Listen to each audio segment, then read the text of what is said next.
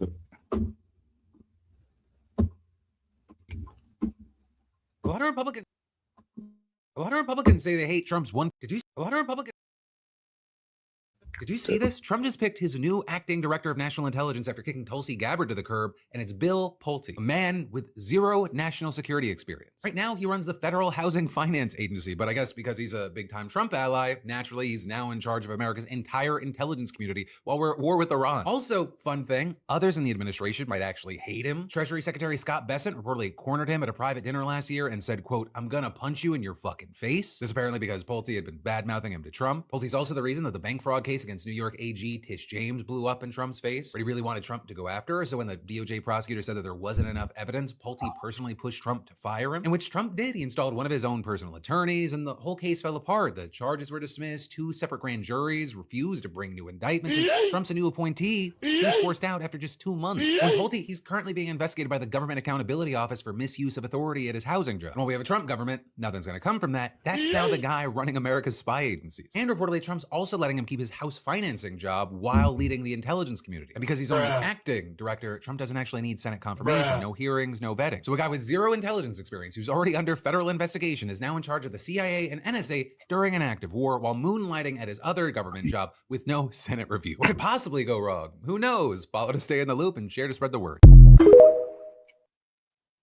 Yeah, and sadly, it looks like Trump learns no lessons.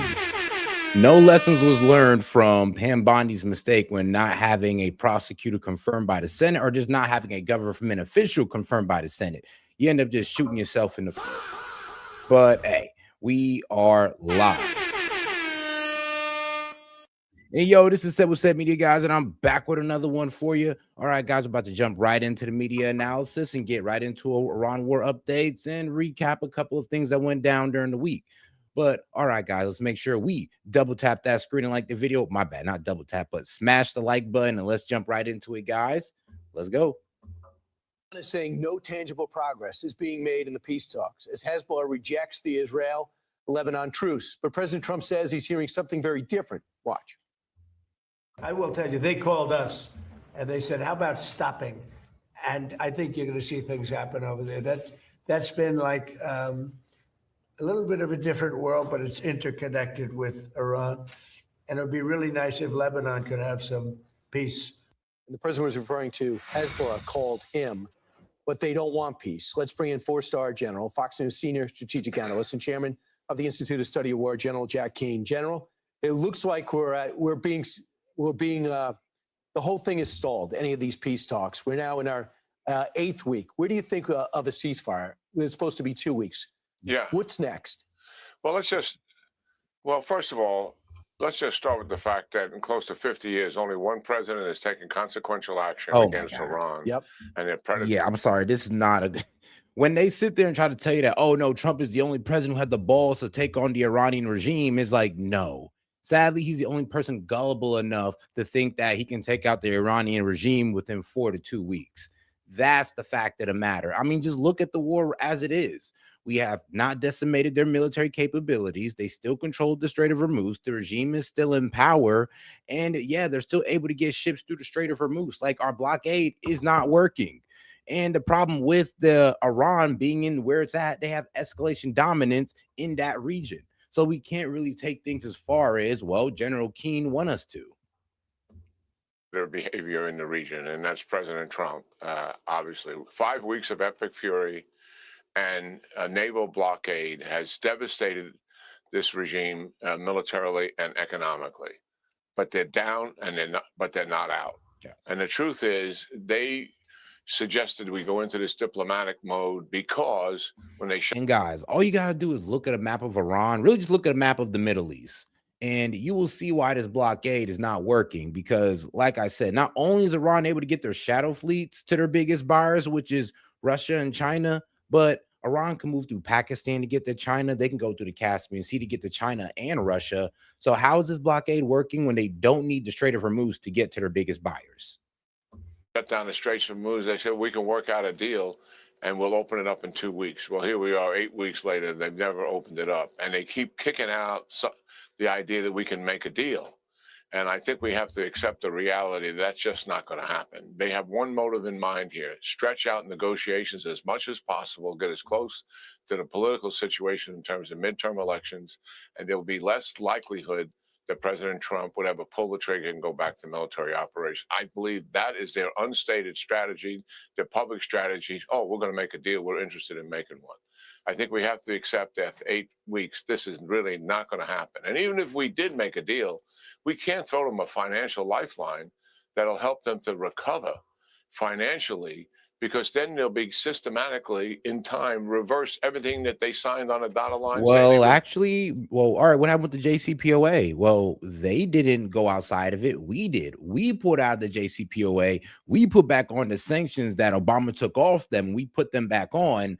So when it comes to, oh, well, how can we trust them to abide by the deal? Well, guess what? They were the ones abiding by the deal, the last deal that we had with the JCPOA, and we were the ones that broke it. So it kills me when they sit here and say, oh, how can we trust them to follow it? I mean, I'm sorry, but I hate to say this, but the Iranians ain't the problem right here. It's us. Are we going to abide by it or not?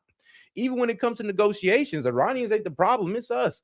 Are we going to sit there and abide by what we say we were going to do in those negotiations, or are we just going to go back to kinetic strikes and feign diplomacy? I mean, I would love to sit here and be like, oh, yeah, well, I don't know if we could trust those Iranians, but the sad reality is I don't know if we could trust us. And we know that, because they've always cheated in the past and they'll cheat in the future. I think we got to come to the reality that we have. Yo, and shout out to Josh and Noah in the chat, man. What's going on, guys? Oh, guys, you have any questions, comments, jokes, or disagreements? Feel free to super chat, Rumble Rand, or Venmo it in. Appreciate the support. Venmo is easier because it helps us get to the goal faster. Have to return to military operations. When we stopped, we had about 2 weeks left, and the IDF and Central Command believes they have 10 to 14 days left to be able to finish offensive operations that were assigned to them. And now we actually have more targets. And the reason is because we've been monitoring them for 8 weeks. We have lots of intelligence. And obviously, they've been recovering their military capability during these 8 weeks as well. But we've been monitoring that.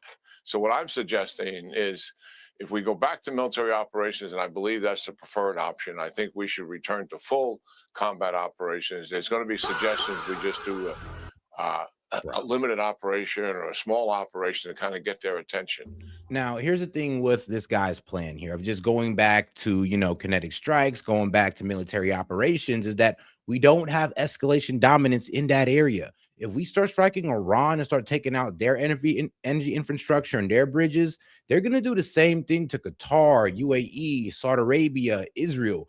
And through Operation Epic Fury, they've proven that we can't defend all of them. All we prove Operation Epic Fury is that we have some type of air superiority. But what they proved during Operation Epic Fury is that they can hit all of our assets in the region, all of our allies in the region, and there's very little that we can do to stop it. I mean, sure, we can send all the interceptors we want, but they're overloading our missile defense systems in the region. This is why our allies are getting hit. This is why Israel's getting hit. And Israel's getting hit double the time, because unlike our allies only getting attacked by Iran, Israel's getting attacked by Hezbollah and Iran. And here's the caution. The caution is Iran's going to retaliate regardless of whether we go small or go big. Let's go big, take down as much of their capabilities as we possibly can, and get these guys as close to collapse as a military operation can possibly achieve. And then with economic pressure, we can put this regime truly on a pathway to collapse. I think that is the best option in front of us. General, from everything I've read and from what we've seen, I think it's the only option.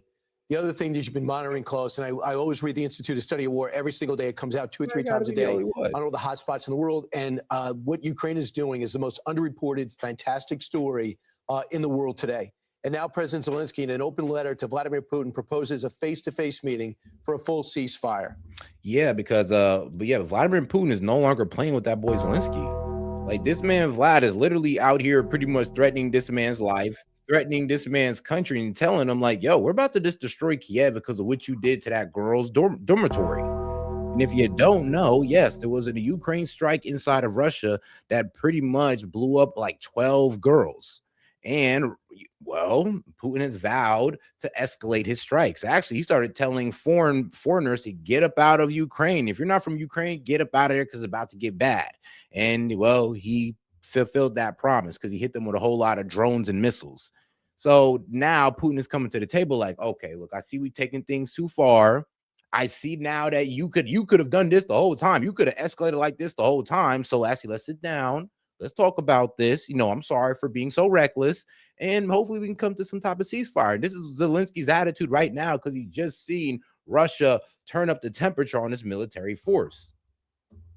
As Russia continues to go after civilian targets because they can't hurt the military. Your thoughts about a one-on-one meeting, and maybe you should tell our audience how effective Ukraine has been. Yeah, well, there's been a major turnaround in the war. Russia has started their spring and summer offensive, and it has failed miserably. They are losing more territory than they have the ability to take. And that means that Ukraine is on the offense and is retaking territory. They've actually also, despite the dominance of drone war. There's a little bit of truth. It's like true and false. Because Russia is still taking land. They're still taking land, but the problem is that Ukraine was able to get back some land, especially with those new RV drones with the little turrets on top of them, that it just rolled into a city and was able to push back Russian forces out of that city with just the drone RCs like that. Those are low-key. That was low-key kind of raw. I'll give it to you guys. That was kind of cool what you did there. But is that enough to stop Russia because you was able to push them out of one city? No, because they was able to gain in other fronts of the war. That's the problem. And they're going straight for Odessa. They're trying to take the port city of Odessa to pretty much have control of, well, I think it's the Black Sea that's there. And then of course the oil that's supposed to be out there. Not supposed to be, that is out there. Now, I'm gonna be real with you, Putin, that would definitely do Putin some justice if he can get control of those oil fields in the sea. Warfare, which led to positional warfare on the ground. As a result of it, no operational maneuver, no tanks, no fighting vehicles. Ukraine has returned to tactical maneuver. They figured out how to suppress. Oh, guys, we got about 11 of y'all in here, man. Do me a favor and smash that like button, guys. Let's get more people in the conversation by smashing that like button. Appreciate the support, guys. Let's keep it going. Drones at the same time maneuver with those tanks supported by artillery and supported by drones, and obviously infantry on the ground. So the war has changed. And for the first time ever, Putin cannot replace the number of casualties he's taken. In other words, he's taken more casualties than he has people to replace them. And obviously that's diminishing return. I mean, you could pretty much say the same thing on Ukraine's side. They've lost so many people that they're pulling citizens off the street. Actually, and that's actually a lie. Honestly, Putin has plenty of reserves. Actually, Putin hasn't even tore through the main army yet. He still has about 500,000 to 600,000 people in reserve that he can just pull off on. So no, Putin's not out of reserves. Who's out of reserves is Ukraine, because they're pretty much enlisting citizens, or really forcing citizens to pretty much serve on the front lines.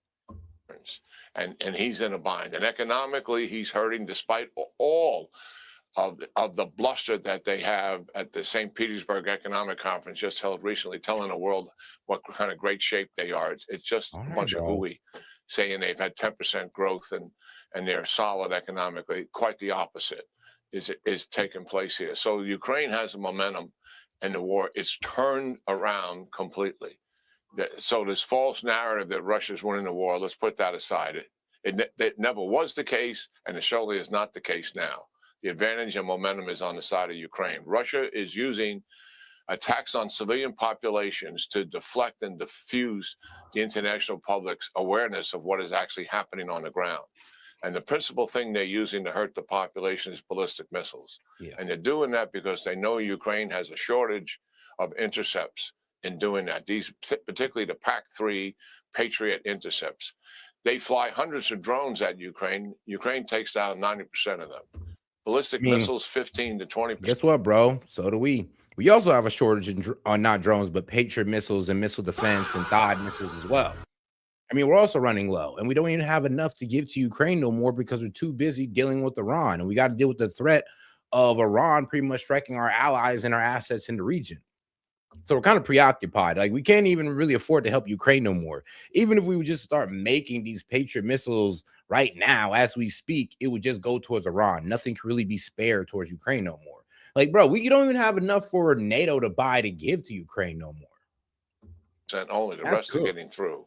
And some of that obviously is hitting the target, some missed the target. But the reality is they need intercepts. And what Ukraine is offering, give us the licensing rights to manufacture these PAC-3 intercepts ourselves. They've already made long-range missiles, offensive missiles. They want to build defensive missiles. So we don't need Raytheon or Lockheed Martin to build them for them. They can do it themselves. Just give them the licensing rights. I suggest Ukraine turn back 25% to the United States as a result of the deal, and they keep 75%. This is a no-brainer solution. Yep. Let's just get on with it. And it's about Ukraine helping themselves here. And taxpayer, no exchange whatsoever. Ukraine can take care of this. That's other things we need to do. Certainly upgun them through NATO on the other things that they need, and hit them hard with sanctions. We got Russia taking a knee here. Let's really punish them. I hear you, General Jack Keane. Give them the Russia licenses. taking a knee? Are you serious, dude? Like, they turned up the military pressure. They're still taking land, even though they lost the city. And you're saying that they're taking a knee? Like, oh my goodness, man. Like, yo, are all these neocons just delusional about how the wars are turning out? Or are they just living in a complete fantasy land? They just live in a complete fantasy land where all wars just work out in their favor. All right, that's where they're living, because that is not how it's going down. Anybody that really knows, that's been looking into this Ukraine-Russian war, knows that, bro, Russia's not taking no knee. I wish that was the case. I wish this man was right, but that is not happening. But all right, though, let's go ahead and get right into it with U.S. oil reserves hit 22-year low as price spike is imminent. So let's go over here with breaking point, guys, and let's get right into it with this one. Like I said, make sure to smash that like button, guys, if you haven't already, and let's get right into it. Oh, and any question, comment, jokes, or disagreements, feel free to send in a Venmo, super chat, or Rumble rant. Turning now to the economy, the Treasury Secretary Scott Bessent testified before Congress yesterday, assuring Americans that inflation is just a slight blip. He was also asked about Trump's infamous comments about how he doesn't care about Americans' financial situation. Let's take a listen. Secretary Bessent, in May, the president said that he does not think about Americans' financial situations. Do you think about the financial situation of the American people? I do, and as the ranking member distorted my statement, as he often does, I had prefaced my statement with, we understand that these are challenging times for the American people, that we will get over this, and that at present, the average household has paid. You know, Besson got the right message, but the problem is, though, what Donald Trump, Mark Levin, and all these other guys have been telling us is that, oh, no, you guys didn't learn how to sacrifice. Yeah, like, what about the other generations and their sacrifice? You guys didn't learn how to sacrifice with higher prices and higher food prices. You guys should just get over and stop complaining so Trump could get on with this war. I'm like, are you serious? Like, is that the message you really want to sell to the American people, is shut your ass up and stop complaining and let us carry out this war? Is that really what you want to say? About $200 more in gasoline. Well, we think about this every day. Well, I'm glad that you do. Do you think your boss should too? I believe remarks were taken out of context. But here's what he said. He said, quote, I don't think about Americans' financial situation. I don't think about anybody. So I'm asking you, that's the direct quote. Do you think about how the American people are paying more for gas, groceries, and utilities, since the president clearly said he didn't? And you speak with the president regularly. Are you trying to tell him the truth about how much costs have increased for the American people? Well, Senator, I'm going to have to disagree with you on some of that, because I have groceries are going down. And to be clear, since President Trump took office, food prices, or as many people like to call them, groceries, food at home in the statistical data, is up 2.5%. When's the last time you were in a grocery store? Because my husband and I were just in one. Yeah. And look, the average granite skater. Like, Besson, that was before this war. That's the problem. It's like, this is what this man doesn't understand. It's like, do you not understand how this Iran war walked back all of the progress that Trump made?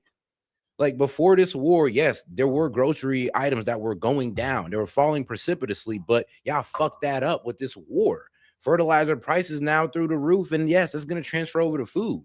Like we were seeing lower gas prices that were translating down to lower food prices. We did have a 2.4 inflation that was pretty much giving us more buying power, and y'all fucked that all up for war with Iran. That's the reason why I can no longer sit here with MAGA no more, because you guys are literally sitting in my face telling me that, oh, I should just stop complaining and watch this whole America First agenda just get walked back completely. And now MAGA turned into a whole bunch of corporatists who are okay with elections being bought, who are okay with new wars in the Middle East. It's just like, bruh, y'all went against everything that y'all stood on in 2024. But I'm the one who changed. But I'm the Democrat. Okay, bro. The average Granite Stater is paid, let me be clear, the average Granite Stater has paid $3,000 more since Donald Trump took office for basic goods and services. Meanwhile, the country lost 100,000 manufacturing jobs in 2025. So do you tell the president this information or not? That again, Senator, except for inflation, which is, I believe, going to be a short-term blip, the economic data is very strong.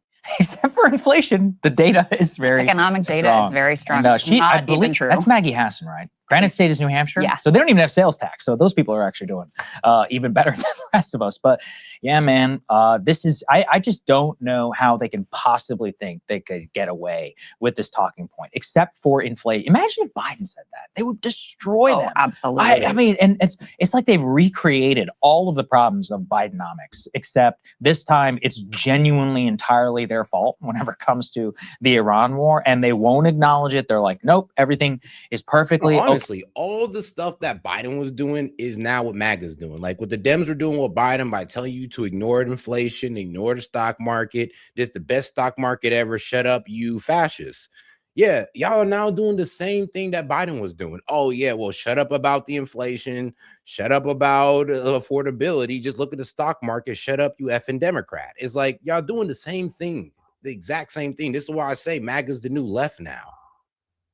Okay, on the oil front. And the numbers are worse too, just to be clear. I mean, because we have the inflation, but also during the Biden, partly, we're coming out of the COVID recovery and there was a lot of stimulus spending, but job growth was going bananas. I mean, this is, now we have this anemic job growth. Yeah, wages are now back behind inflation, where we turned that corner during the Biden administration. And to your point, it's all because of Trump's own. Oh yeah, inflation's at 3.8% and wages only hit about 3.6%. So yes, inflation is outpacing wages. Economic decision making, which by the way, he's got a new tariff scheme that he's implementing as well at this same time, because that's based on, human rights and protecting against forced labor, which we all know is something he really deeply cares about. Well, he's very committed to. It's only because forced labor is one of those provisions in the law which they pass, which is they're able to implement tariffs. My wife actually used to work exclusively on this, and I was asking her about this. She's like, yeah, this is insane. We can put C7 up there on the screen. Trump to impose tariffs on dozens of nations, citing claims of forced labor. A total of 60 trading partners, including the EU, China, Japan, and Britain, would be affected. I'm sure they have a lot of forced labor in Japan or in Britain. But, bro, what about China? If that's the case, I'm gonna be real with you, you're really gonna have to put down some tariffs on China. You're really gonna have to put down some tariffs on, I don't know, some certain countries, the Philippines. Like, there's a lot of countries out there that use forced labor. Oh, African countries? I ain't gonna lie. You're gonna have to ding a lot of tech companies and also the battery companies who use child labor in Nigeria to get the lithium and the cobalt So yeah, dog, child labor and forced labor. If that's what you're going against, I'm all for it. But you better go across the board with it. What do I know? Clearly, it's just a simple workaround. It will almost certainly not survive significant court challenge. But the one thing I really wanted to flag was oil, because, we've been a broken record, I'm sure, on oil. Some people are like, oh, a lot of these prognostications haven't worked out. The reasons for that are actually fascinating. I'll get to in a second. But let's put C3, please, up on the screen. Yesterday, the Iran war has now drained U.S. oil stocks to the lowest level since 2004. Total stocks of crude and petroleum products fell by 10.6 million barrels last week to 1.57 billion barrels. That is. So yes, guys, we are now at a record low oil reserve. We are now at a record low. And like I said, this is the reason why the oil prices went down about 80% is because we're just dumping so much oil from our reserves. And this is the only thing we can do to bring it down to that 80 cents. Bring it down, about 80 cents. Because like I said, we're still in the fours. I believe right now I've been seeing like 410 to like 450. But yeah, once that taps out, once we can't do no more, those prices are going to skyrocket overnight. And it's going to hit you. The lowest level since 2000. Going up by like 4 or 5 cents, maybe like every week. Okay, that's tough. But going to what I'm talking about is going to skyrocket like 20, 30 cents overnight. The sharp fall has triggered new warnings from industry analysts that oil prices are poised to move sharply higher again within weeks. The U.S. oil price rose 2.6% in afternoon trading on Wednesday to some $96 per barrel. Now, Bob McNally, he's the president of Rapidan Group, former White House advisor, said that prices will reach $200 a barrel this summer unless the Strait of Hormuz was reopened to tanker traffic. Quote, you start to raise the risk of spillover into other sectors. And what they're pointing to is that the petroleum inventory has hit a 22-year low, but you also have the U.S. Strategic Petroleum Reserve, which I believe is at the lowest level since the 1980s. And obviously, even if we had to refill it, would be a bit of a problem. The combination of low oil inventory and a low amount of reserve in the Strategic Petroleum Reserve basically just means there's no more slush, extra oil to fulfill demand.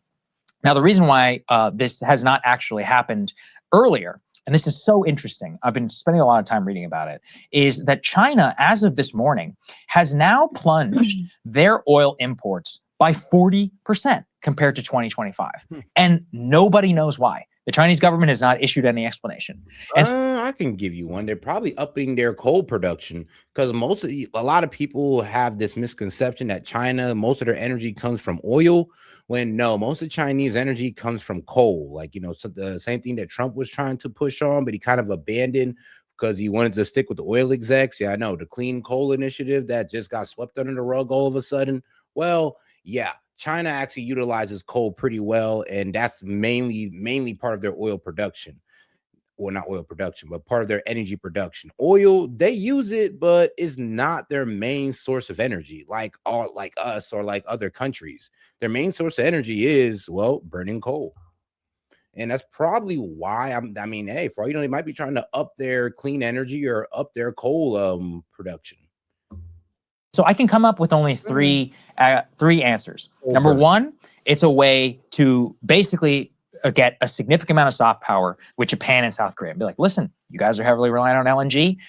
So as a gift to you, and perhaps for some future deals, we are going to import way less oil. They have a massive strategic petroleum reserve. And so we're going to draw that down. We're going to ban our jet fuel and other exports, and we're just going to use what we have here.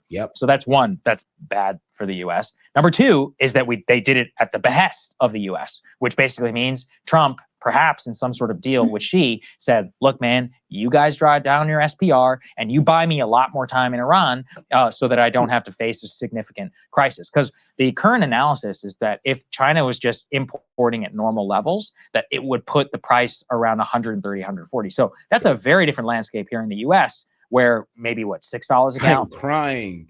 Basically, Trump said, look, man, since you're like the only country that can literally, kind of go without oil, like you guys don't really rely on oil as much as everybody thinks you do, and you got coal. Yeah, can you draw down your imports? Bro, don't take so much oil, take out of the supply. You're going to lower your demand. You're going to lower your demand so we can bring down the price, okay? Because high demands means high pricing. Low demands mean we can bring down the price a little bit, okay? So work with me on this, G. All right, bro, we don't need you out here buying up more oil, skyrocketing up the price that I got to deal with, that people are going to be pointing at me because of Iran. So do me a favor. Don't buy as much oil. It's going to keep the demand down, thus keeping the price down. Everybody, and I can progress with this war, all right? All right. And that's pretty much the plan right now. 550, something like that, the historic price, right? Much more so than normal. The third answer is basically they're just showing it as a flex to say, We're massively energy independent. We can do whatever we want. We filled up our SPR when the price of oil was very, very low. Might as well use it. We'll let the rest of you suckers pay the premium at $100 a barrel. All three, I think, are signs of weakness. And, you could criticize me for saying that, but like, if China's using it as a soft power gift to the critical U.S. allies of Japan, South Korea, and the rest of Southeast Asia, that dramatically undermines. So they're helping, we're hurting. Number two, the idea that we have to do it at the behest of the U.S. basically means what? It means that we have to go to them hat in hand and say, please bail us out of this problem. Number three is a flex just to say, you're a joke. Your inventory is down to 2004 levels. Your price of oil is very, very high. You're exporting all your oil to the rest of the world, which is great for Chevron. Chinese consumers, they're doing okay, a lot better than the rest of you. All of them, I think, undermine our image. And it also just demonstrates where this talking point about net oil exporter has come back to bite us in the ass. Because who cares if you're exporting a ton of oil if the price is still damn high? Yeah. It only matters in their context where they just banned a bunch of exports and are I'm sorry, but it's just so dumb to sit there. Well, he's making us a net exporter. We're now exporting more oil. We're selling more oil than ever. That doesn't help with the price, dumbass. I'm sorry. Oh, okay, maybe I shouldn't say dumbass because some of my homies low-key think it's a good idea. But like, bro, that's not a good idea. I'm sorry, but that's not a really reasonable thing to say when you're talking about, oh, well, he's making a net oil exporter. Yeah. How does that help with pricing? Please tell me how that adds to the supply of oil to bring down pricing. How does that help? It doesn't. It doesn't help your average American. It doesn't help you at the pump at all whatsoever. So you bringing it up, make it sound like a corporatist. Make it sound like you're working for the corporate elites because who is really benefiting off that? They are. So why the hell are you bringing it up like it benefits the American people, like it benefits you, unless you over here working for big oil? And I doubt most of y'all are even doing that. So please tell me how that argument helps the American people. That us being a next exporter, us selling more oil. Tell me how that helps the American people out. You can't. It doesn't even make sense to bring up. It's about putting Americans first, America first, not oil execs first, Americans. I think you guys in MAGA forgot. Keeping the price generally low for Chinese consumers relative to Japan, to South Korea, and the rest of Southeast Asia. Well, the other thing is China has invested massively in renewable energy. They're the global leader in renewable energy. And by the way, their exports of solar panels have skyrocketed as not just China, but other countries around the world seek to replace some of their fossil fuel infrastructure and fossil fuel energy generation with renewable energy. Because, yeah, I mean, that is the real lesson of all of this, is it doesn't matter if you're a net energy exporter. If you're participating in the global oil markets, you are also going to be subject, your consumers are also going to be subject to those price pressures. The only real energy independence is from renewable energy. That is quite the opposite, though, of what the message has been coming from Energy Secretary Chris Wright, who is saying that actually the high energy prices are not because of the Iran war at all. No. They're somehow because Democrats wanted green energy. Let's go ahead and take a listen to that. We're in the middle of solving a 47-year-old problem that's a growing problem about a nuclear-armed Iran. I've never met anyone, not even a Democrat, who's comfortable with a nuclear-armed Iran. But the bigger problem, the even bigger problem with gasoline prices, electricity prices, heating prices, is Democrat green policies. They've done everything they can for 20 years to drive energy prices up. And now they're upset about high energy prices. I'm glad. I hope they keep that attitude going forward and will work with us to drive energy prices back down. So you can understand. I'm sorry. You can understand how an explanation of that would be necessary. The president told Miranda Devine that prices will come down in the not too distant future. He's referred to that recently. They'll come down when the conflict ends. Average gas today is $4.26. A week ago it was $4.45. So it's come down in a week. But here's from a New York Times piece now.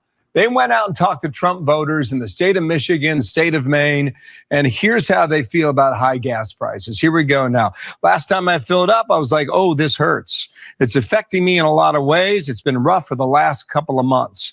Those are the quotes. To them, you say what, Mr. Secretary? Oh, we feel your pain. We absolutely want to drive energy prices down.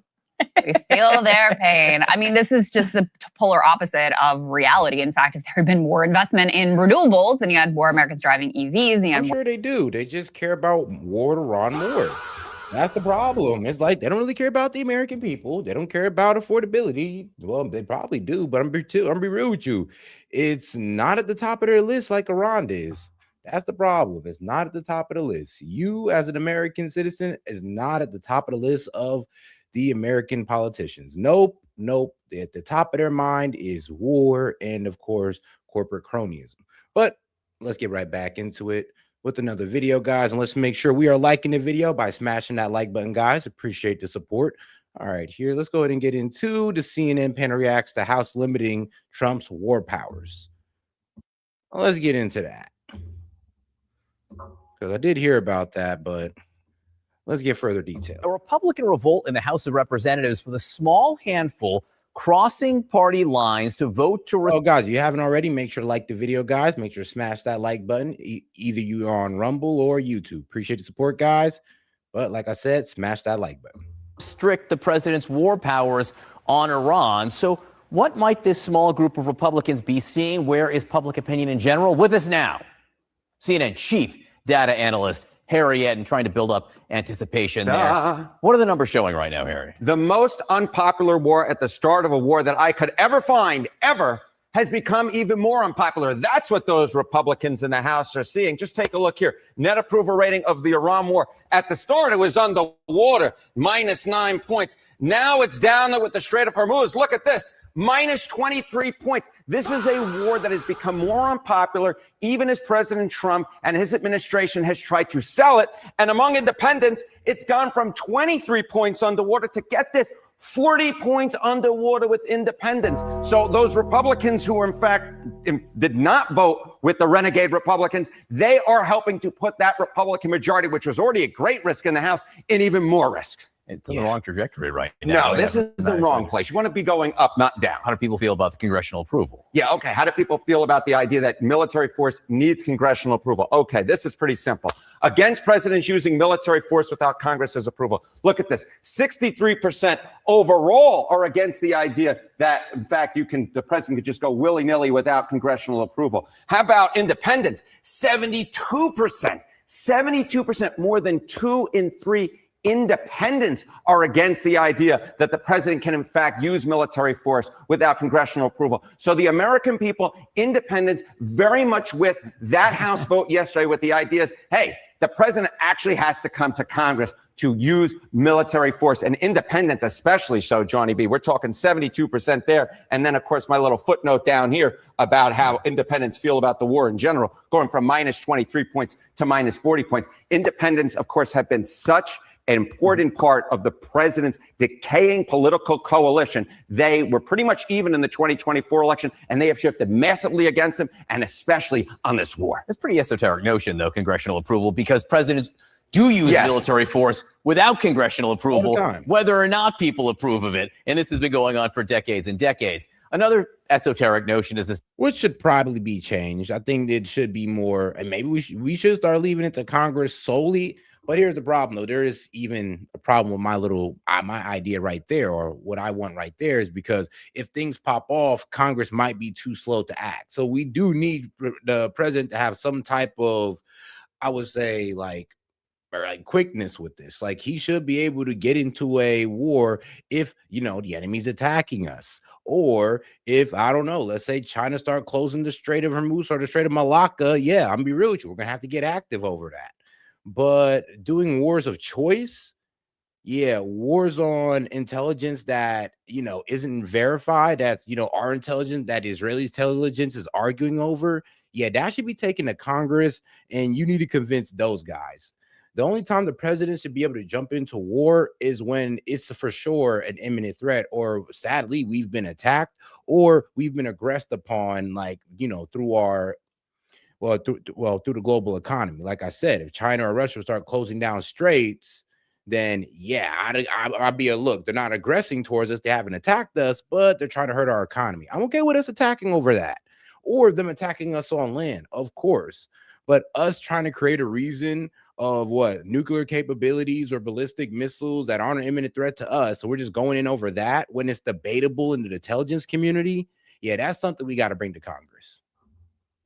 This idea of a ceasefire between the United States and Iran, right? Because there is shooting going on back and forth. Nevertheless, how do people feel about staying in this condition, this ceasefire? Whatever exactly this ceasefire is, people want it to continue. Take a look here. And this is the rare trifecta. Continue the Iran ceasefire and the negotiations. Look at this. 77% of all Americans. Then you get the rare trifecta. Democrats, 96%, independents, 81%, and even a majority of Republicans here. What we're essentially saying is, yes, they do, in fact, want this ceasefire to continue. They like this idea. They do not, in fact, want a re-upstart of, let's say, much more force going on in the Middle East, much more force going on in Iran. They want the current condition to hold, whatever exactly you call it. It is interesting. The fewer Republicans approve of the status quo than Democrats in this case when it's a president enforcing the status quo.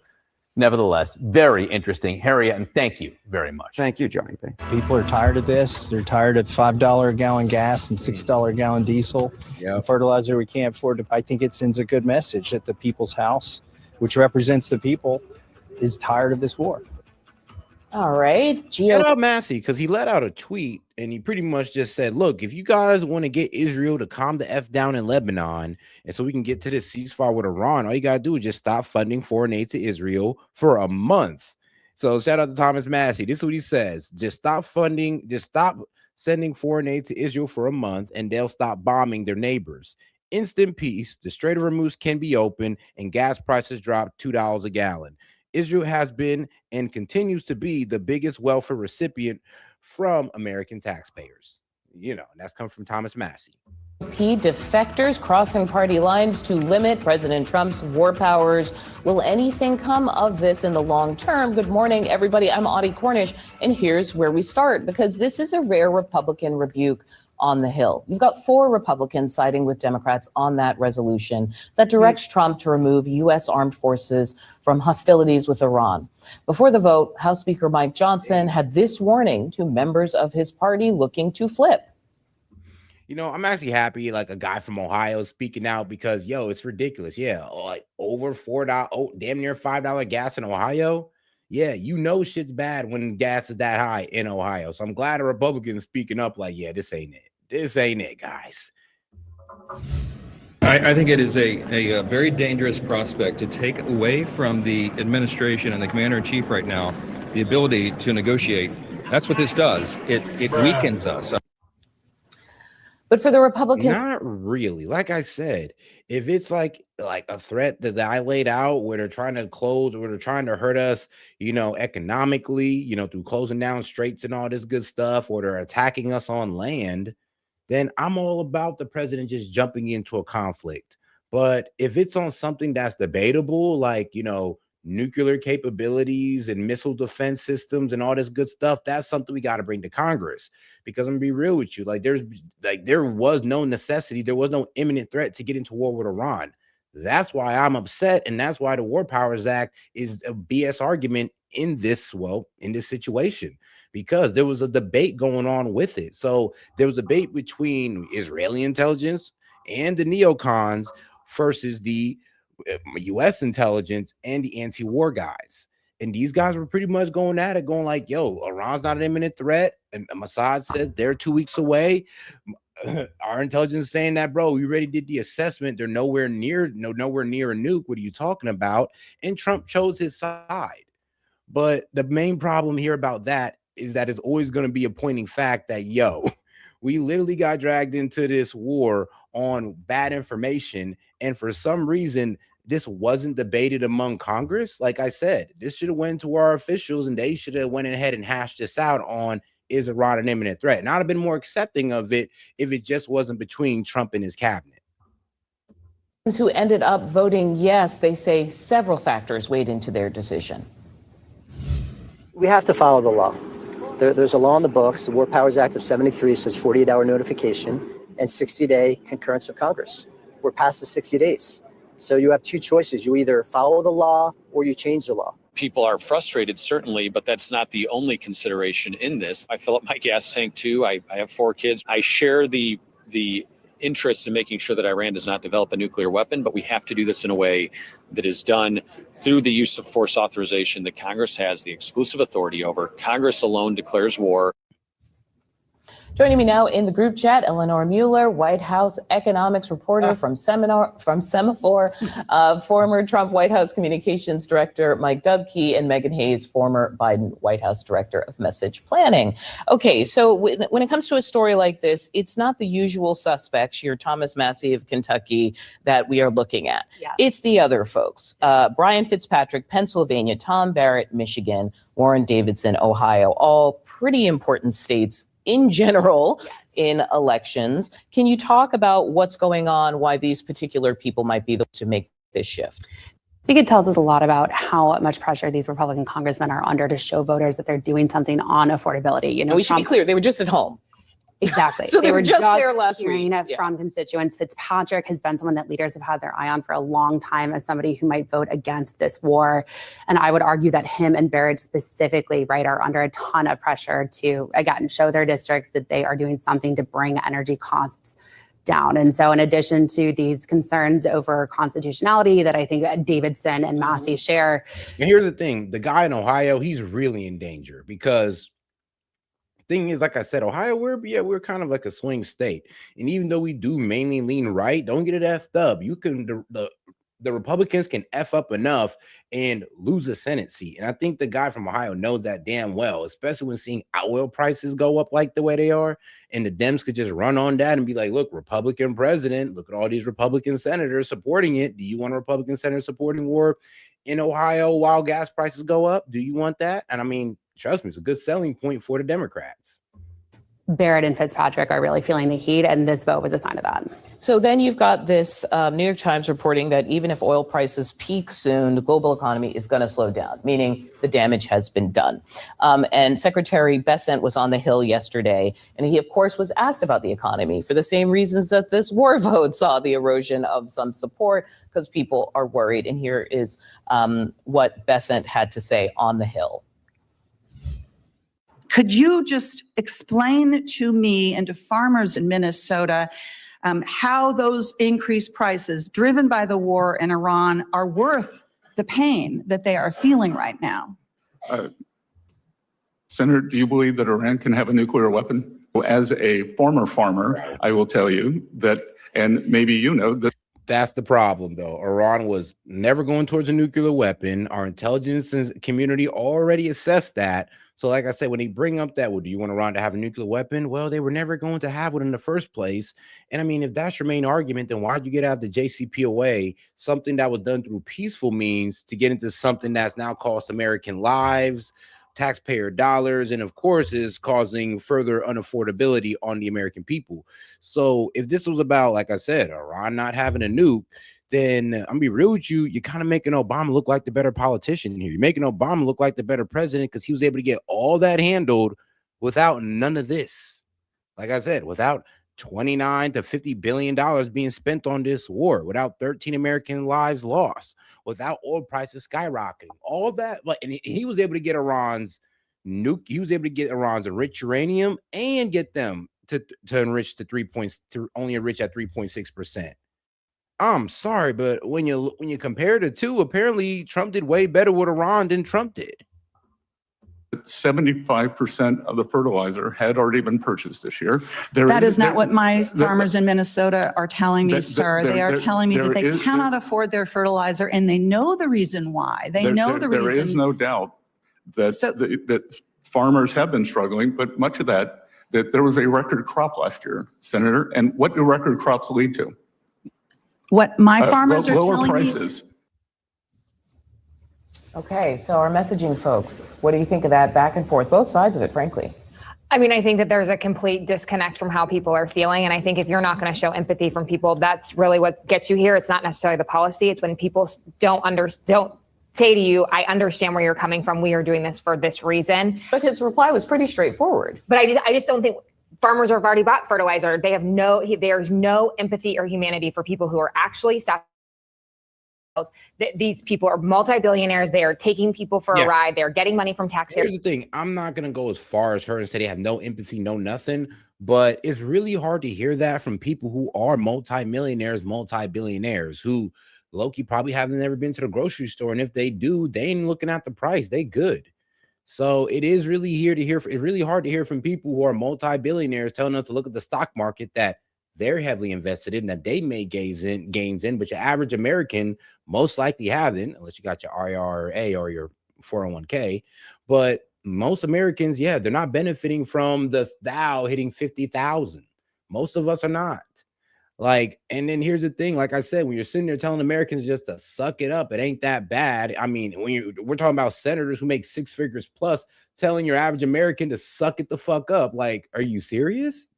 And that's what I'm saying. The Republican Party, y'all losing the average American. Y'all sounding like the rich. I'm sorry, but y'all sounding like the ivory tower Democrats who just be wanting to talk so much about the poor and the needy and all that good stuff when they've never lived like that in their life. And then also, they don't even do nothing to help those people, but just talk. You guys are sounding like those Democrats right there, the ones that nobody respect. And that's all the American people see. We can't afford our gas. We can't afford electricity. We can't afford groceries. But you're down here building a ballroom and having a UFC fight. That is it. And so when you sit up there in front of Congress and have no empathy for people, that is what they see. And that's the problem here. When Trump went to this war, he never went to the American people and said, this is why I'm going and this is what I'm doing. So this is what we're left with. Any lessons learned from the Biden era, folks, about empathy in the economy? Really? Yeah, of course. Don't do what Biden did, and that's exactly where we are. No, I'm being serious. Hey guys, let me know if the stream is like glitching up or anything like that. Shoot, just let me know, because it looks good on for some reason on StreamYard, but when I look at it on my tablet, it's looking a little shaky. So let me know what you guys are looking at. Oh, and make sure to smash that like button if you haven't already. No, I'm being serious too. You see it as in the same way? I see it in the same way. Look, when I do media training or anything on a professional level in communications, one of the things that you need to talk about, especially with public officials, is to show some empathy. And I totally agree with Megan on that. Now, I will say that these four defectors on the House side, there are other reasons that are going into it, I think, for sure, besides affordability. And we can get into that if you want to. But yeah, from the message perspective, this administration does need to understand that there is pain being felt right now. And I understand what you're saying about someone like Thomas Massie, who's a perennial thorn in the side of the administration. I want to put up some information about Representative Tom Barrett, who is a first-term Republican, okay? So you've got a newbie, but he also is a former Army helicopter pilot. I'm really paying attention to how veterans are behaving politically right now across the political spectrum.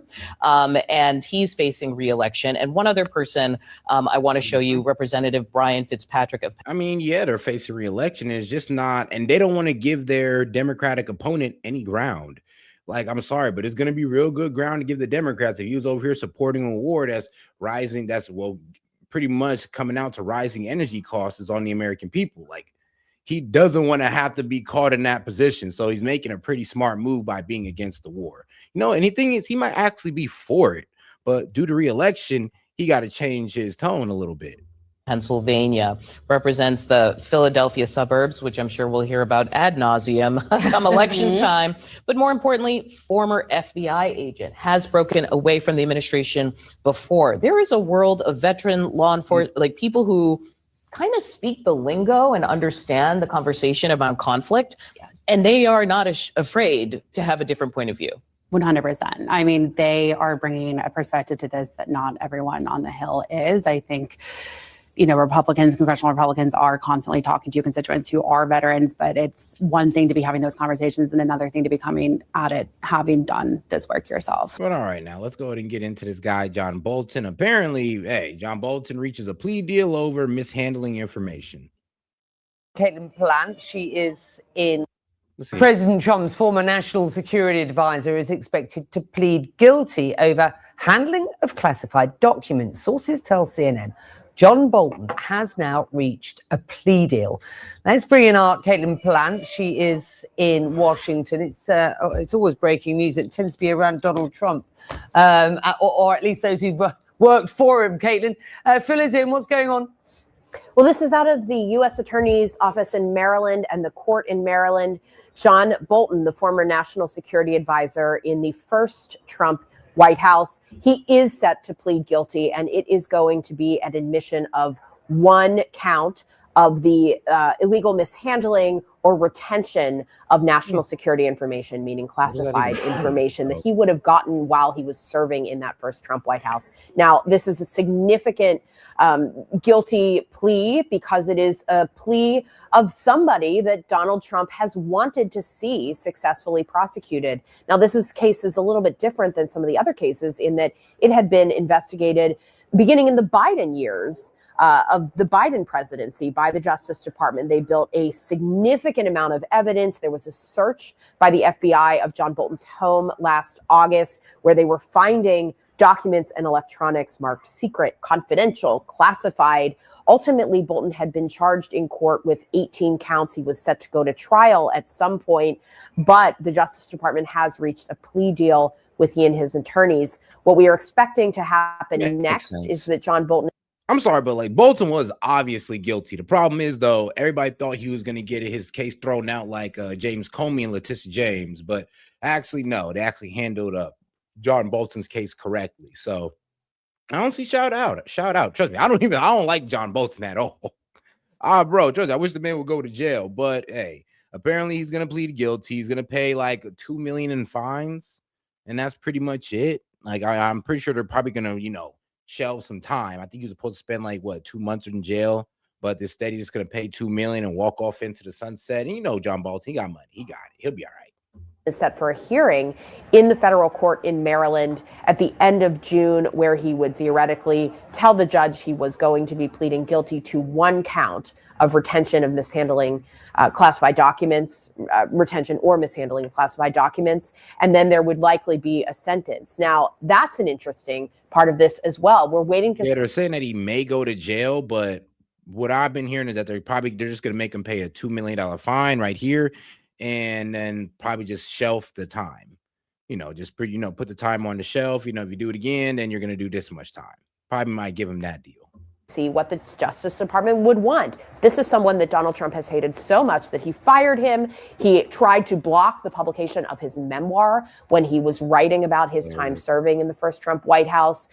And what is alleged in this is that Bolton was writing himself essentially diary entries, sending... Well, guys, make sure to support the stream with a Venmo or Super Chat. Appreciate the support. Or if you're watching on Rumble, send a Rumble rant. And if not, make sure to smash that like button.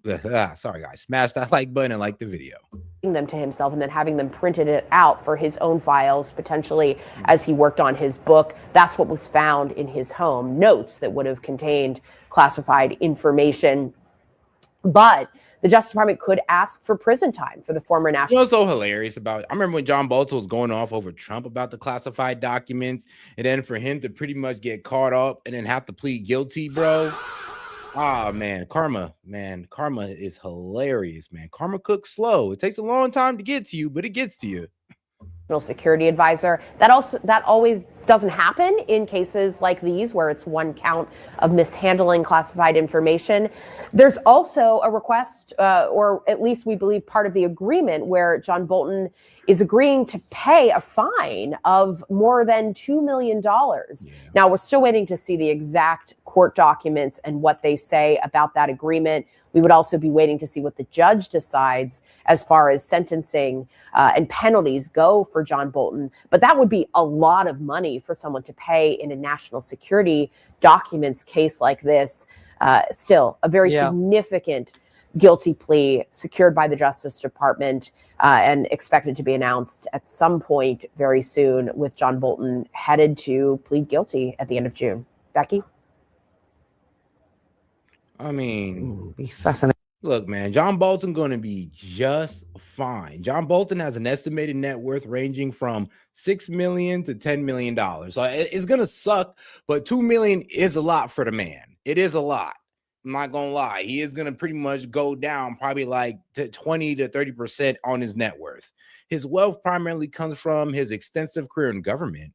Well, that's not a good thing. You shouldn't be making that much money from an extensive career in government. Okay, and then his corporate board membership, All right, sounds like all types of corruption, and then his lucrative book deal. Okay, he pretty much got the Obama treatment on that one. You know how Obama sold a book and now he's like 50 M's up. I mean, hey, it was a good book. It was a good book, right? Did you read it at least? I did. I had to. It was a decent book. Waiting to see what Donald Trump posts on his social media platform about that when it is released. Caitlin, always a pleasure. Thank you. But all right, we're going to go ahead and move on to the next topic here, though, now let's see here. Why is the 1.776 billion? Yeah. Okay, guys, so check this out. So Trump's little illegal slush fund is pretty much getting GOP pushback. And the main reason why it's getting GOP pushback is, like I said, they didn't really put any details on how this is going to be used. They don't want it to be used for January 6ers or Letitia James or James Comey or Hunter Biden. Actually, they just don't like it at all. And we already have a system for this. Like, you want to sue the government, just sue the government. We don't need to put aside funds for it. But it is what it is. So let's get into it. Oh, and make sure to smash that like button, guys. Appreciate the support. And if you have any questions, comments, jokes, or disagreements, feel free to super chat it in, man. I'll be happy to engage with it and read it out loud. As a conservative, it made me a bit uneasy, and a lot of common sense conservatives looked at that fund and they said, okay, this is an oddly arbitrary yet specific $1.776 billion that basically asks taxpayers to refund alleged victims of the government over the past. And the other problem is that it wasn't congressionally authorized, which is in essence that's a problem for checks and balances and separation of powers. Literally, it's just like Congress has control of the purse. What the hell are you guys doing trying to allocate almost $2 billion in funds without congressional approval? Like, what the hell are you doing? Like, this just sounds so crazy. And it sounds like there's something that they know is going to fail. So why did they even try it? The accusations that this was meant for January 6th rioters or cronies of the president and his allies, well, not necessarily just that, right?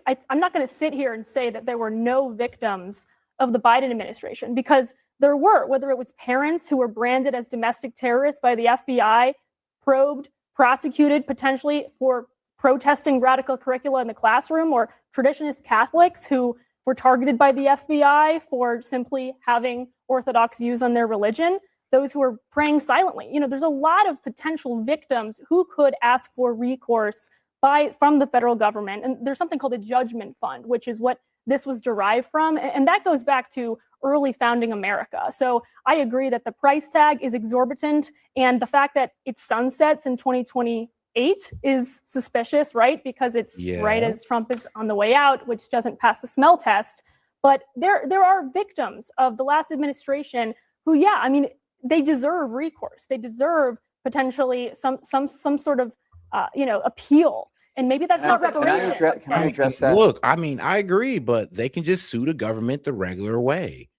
I don't know why there got to be a slush fund for it. And what does the slush fund help out with? The broke ones that can't afford attorneys? Okay, cool. If that's what it's for and helping out, for attorney costs, maybe. But it sounds like it's meant to be, like I said, right here, for compensation. If we were over here just paying attorneys to go ahead and, defend these people so they can get some funding, they get some compensation, I'd actually be okay with that, because, affording a lawyer is tough. But it literally says fund to compensate allies and rioters, which is not really to compensate allies or rioters, because even J.D. Vance said that, Letitia James Comey can sign up for this if they feel like they've been wronged by the government. Hunter Biden can sign up for this if he feel like he's been wronged by the government. So it's like, the way they've painted this is like, it's an anti-corruption fund. Anybody can sign up for it. The problem is you allocated funds without congressional approval.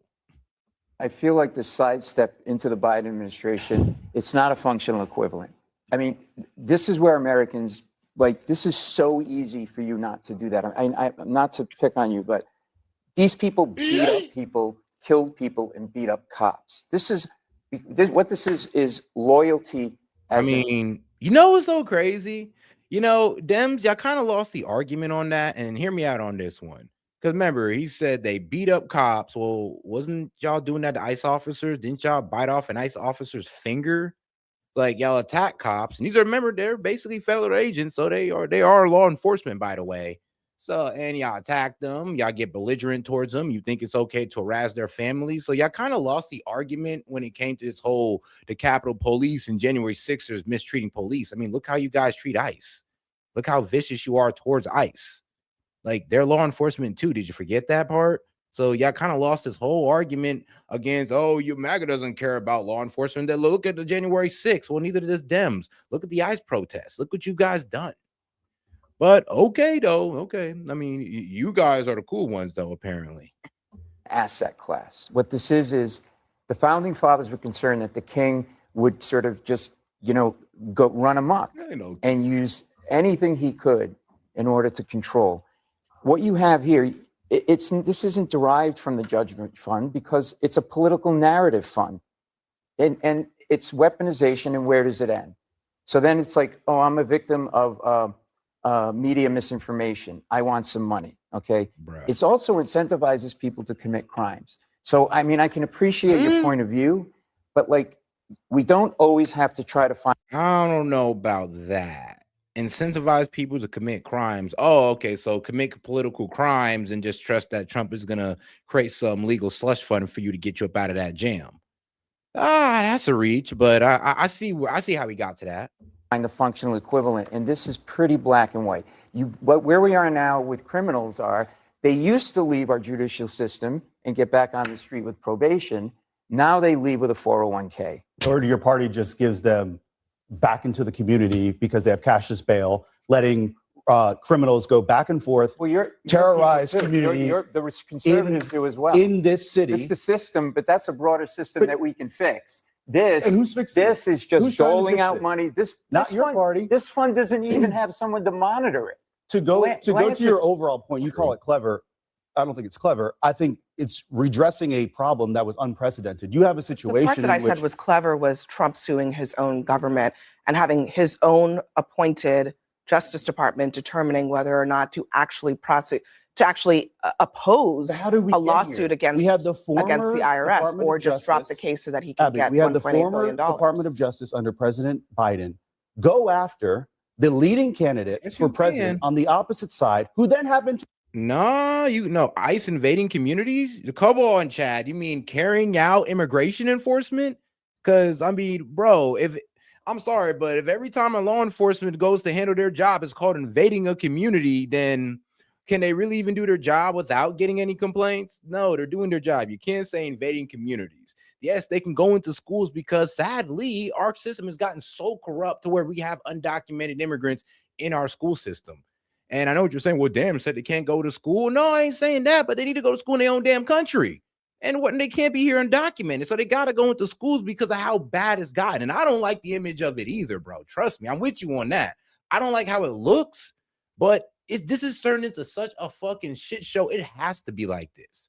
This is where we can't sit here and blame both sides for their lax immigration policies to the point where we do have to be hardball like this. We do got to walk into community. We do got to walk into schools and courts because they're everywhere now. And it's been and we've had such lax immigration laws, so now we do got to harden up on them. And yes, I'm gonna be real with you. You can compare the two because there were people out there trying to hurt these officers. There were people out there following around ICE outside of their own communities. So you can't even say they were invading, bro. People were going up to ICE. You seen this. We all seen this. So we can't equate the two. Both sides do not have any respect for law enforcement if that's the argument. If they want to bring up Capitol Police, which I agree on, then let's bring up ICE. Because y'all got to agree on that too, because they just doing their job. They're just doing their job, but y'all radicalized them to say, oh, they're invading the community. All right, then I guess the police around the streets are invading my community too, bro, because I don't know who the hell they are, and they're enforcing laws that I don't like, bro. So I guess they're invading my community too, bro. To win in a landslide victory, who then go after him for what, the Harrison? Department of Justice. What was he gone after for? And who's the president of the United States? What today? was he? Did anything in stick? your words? Did what anything stick? No, just let me ask you.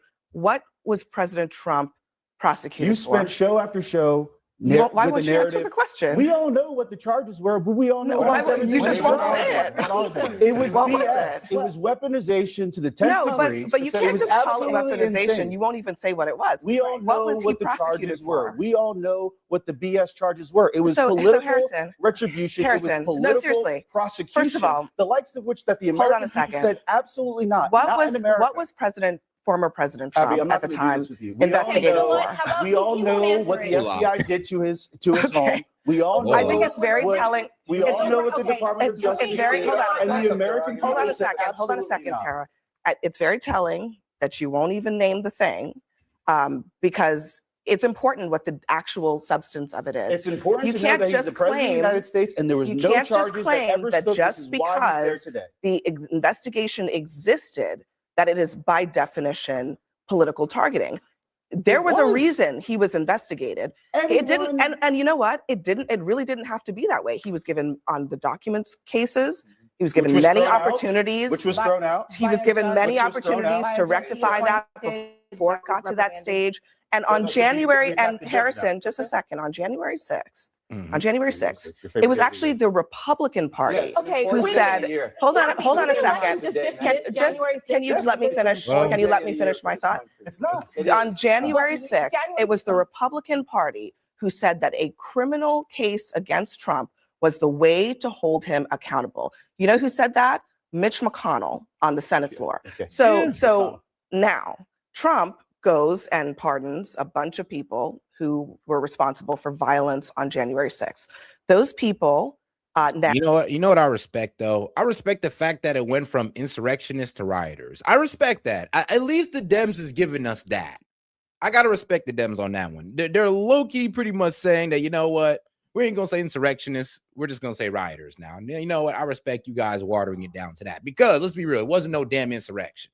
I mean, like, maybe y'all need to go out to other countries and see what the real insurrection is. Go out to Nepal. That's a real insurrection.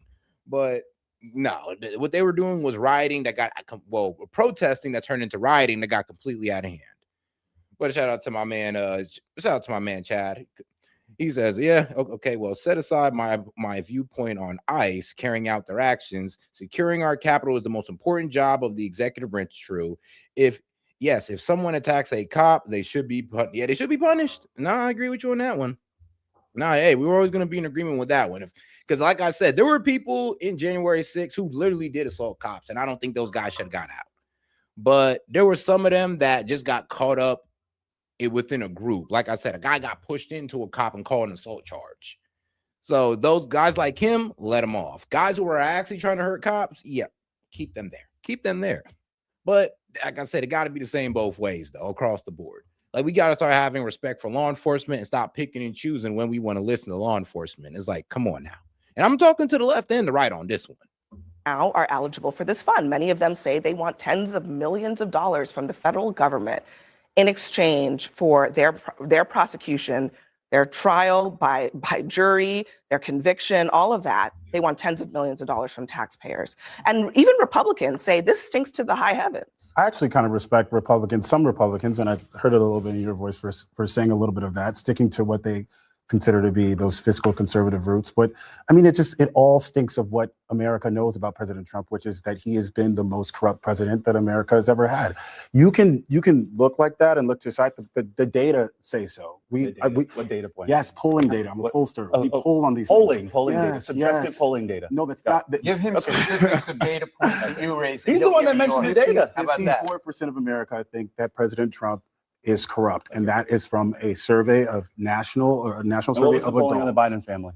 It was much lower. I think it was like 47%. Did you not listen to the oversight hearings? Okay. The web of LLCs. Biden's not in power anymore. Either way, so we're going to ignore what just happened before Well, the last 4 years. let me just put it this way. We'll get into some of the alleged self-dealing that's happening right now with Trump and his family a little bit later in the show. So we'll be able to litigate that a little bit later. Oh, no, I for sure did. Now, yo, Chad, I definitely covered the Mehdi Hasan and PBD, bro. Oh, my goodness.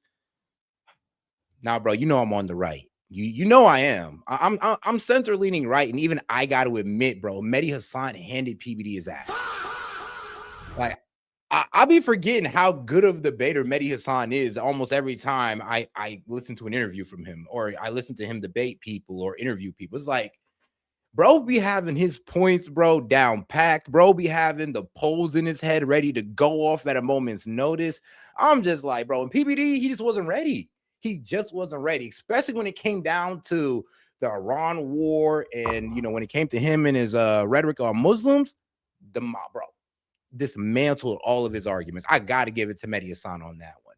Now, of course, on TDS, on his little, you know, his little hatred of Trump, I have some different disagreements there. But outside of his TDS, outside of his hatred of Trump, I mean, he's cooking. He's cooking. But you know, the courts are speaking up right now about some of these things, and we just talked about this IRS situation, the settlement. There's also Trump slapping his name on the Kennedy Center, which is actually a much more black and white situation.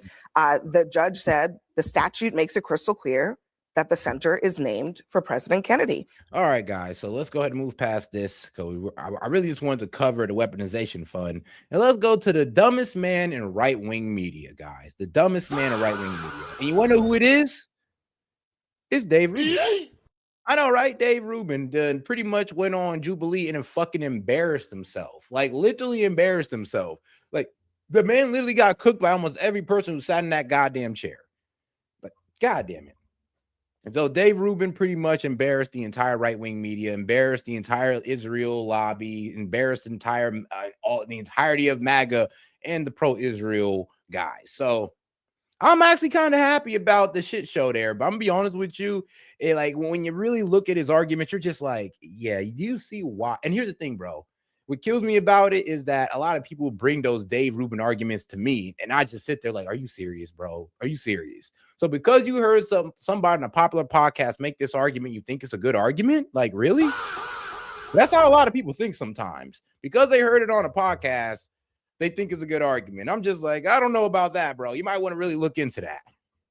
But all right, though, let's get into it with our guy Piers Morgan on the dumbest man in right-wing media. Shout out to Dave Rubin. It's official. Dave Rubin is the dumbest man in right-wing media. What's the main metric that he made better off? What? What's the main metric that he made better off? GDP, unemployment, inflation? Do you have any idea? It's not news that Dave Rubin is one of the dumbest people in media. We did lose 13 of our soldiers, and that is... No, all right, Chad, you funny for that one. He's all right. That was funny. The comments are hilarious on that. Like 1 egg, 20 frying pans. Like literally, bro, just got cooked and killed over 200 children. But well, things happen in war. And I like Dave a lot, but I think I'm probably a little better than Dave. I mean, he's just a good dude. What does he contribute to the right-wing space? Do you still believe America controls the Strait of Hormuz? I think that control is contested. I think that's the best way to frame it. They can't get their ships out. We can't get our ships out. Come on, whoa. So, this is why your guys' position is so obviously facile. And, you know, why 25-year-olds in Los Angeles shouldn't be setting foreign policy for the United States of America. When you beat up a kid's dad. I ain't gonna lie right now, dog. I'm trusting those 25-year-olds over the 70-plus-year-olds running our foreign policy right now. I swear to God, I do. I trust the 25-year-olds more than the 65-plus-year-olds that is running foreign policy right now. I'd rather have the 25-year-olds. Thank you very much. In the back of a parking lot. At this point, okay? I feel like we gave that generation a chance, okay? We gave y'all a chance. Y'all fucked it up. I prefer the younger ones now. You should apologize to that kid. So thank you for giving me the opportunity to apologize to Dave Rubin's son. The Jubilee format is always an entertaining joust of ideas with a barrage of big viral moments. That's why I went on it myself last year. But a recent episode featuring Dave Rubin has generated one of the biggest reactions ever. The formerly left-wing podcaster was challenged on his new MAGA credentials by 20 young Democrats who took particular issue with his faltering defense of the Iran war. We're now in an economic embargo of them, right? We've basically done a blockade of the Strait of Hormuz. So to say it's a disastrous war, we've done a blockade. We did lose. Hang on. We did lose 13. We did lose 13 of our soldiers, and that is killed over terrible. 200 children. But well, things happen in war, right? Yeah, Things. yeah. If someone is born here, they're an American. If someone believes in the ideals of America, they're an American. You know, so crazy when people say things happen in war, it kills me because that's the whole reason why we didn't want to go into war, because things happen like this all the time where innocent civilians, sometimes children, get killed. So when y'all sit there and say, well, sometimes things happen in war, I literally want to throw my pen into the air and be like, well, no fucking shit, dude. That's why we didn't want you to do this in the first place. That's why we didn't want this in the first place, because shit happens in war. And we've been seeing it all our life, where we've been seeing women and children get bombed to smithereens. Innocent civilians got nothing to do with the militants getting killed. We've seen it. That's why we're against the wars. So when you guys sit here with that BS saying on, well, you know, things happen in war, we know. That's why we're against it. No, wait. But that's just not true. When someone believes in the ideals of America, they're American. So someone in Canada believes in the ideals of America, they're American. To quote the great that's conservative, what is one main metric that Donald Trump has made better off since he got in office? An example would be GDP, unemployment, inflation, etc. Right now, or even the tariffs. Right, so let's do tariffs. Are you for or against? Bro, all you have to do is to say immigration, bro. Just say immigration, and that'd have been it. All right, just say immigration. That's all you have to say. That was an easy one. Tariffs. I mean, bro, those are getting struck down left and right. And I agree with the tariffs, by the way. But that's not even working out to our advantage. Tariffs. I'm against the universal tariff. So what's the main metric that he made better off? And shout out to Dems, because I always respect Dems on the sensible ones on this. The sensible Dems will sit there and be like, look, I don't like the sweeping tariffs, but I agree with the sector specific ones. And I'm just like, all right, cool. I can rock with y'all on that one. But those who just outright disagree with tariffs all the way through because what? The left told you that it's a tax on the consumer. Well, dog, all I got to say to you is that, well, what is an tax on the consumer by that logic? What? What's the main metric that he made better off? GDP, unemployment, inflation? Do you have any idea? Listen. Come on, buddy. Say something. Well, reviews of the episode of Not Being Kind, conservative pundit Dave Rubin, branded a complete imbecile, reported the UK's independent newspaper. MAGA host mocked after failing to name any of Trump's achievements, said the Daily Beast. Commentator Mehdi Hassan declared it's official. Dave Rubin is the dumbest man in right-wing media. Glenn Greenwald, meanwhile, said it's not news that Dave Rubin is one of the dumbest people in media, a theme developing there. Well, given that this doesn't seem to... Yeah, but people literally follow this man's word like it's the truth, though. Bro, I remember I had somebody told me, you need to listen to Dave Rubin, and...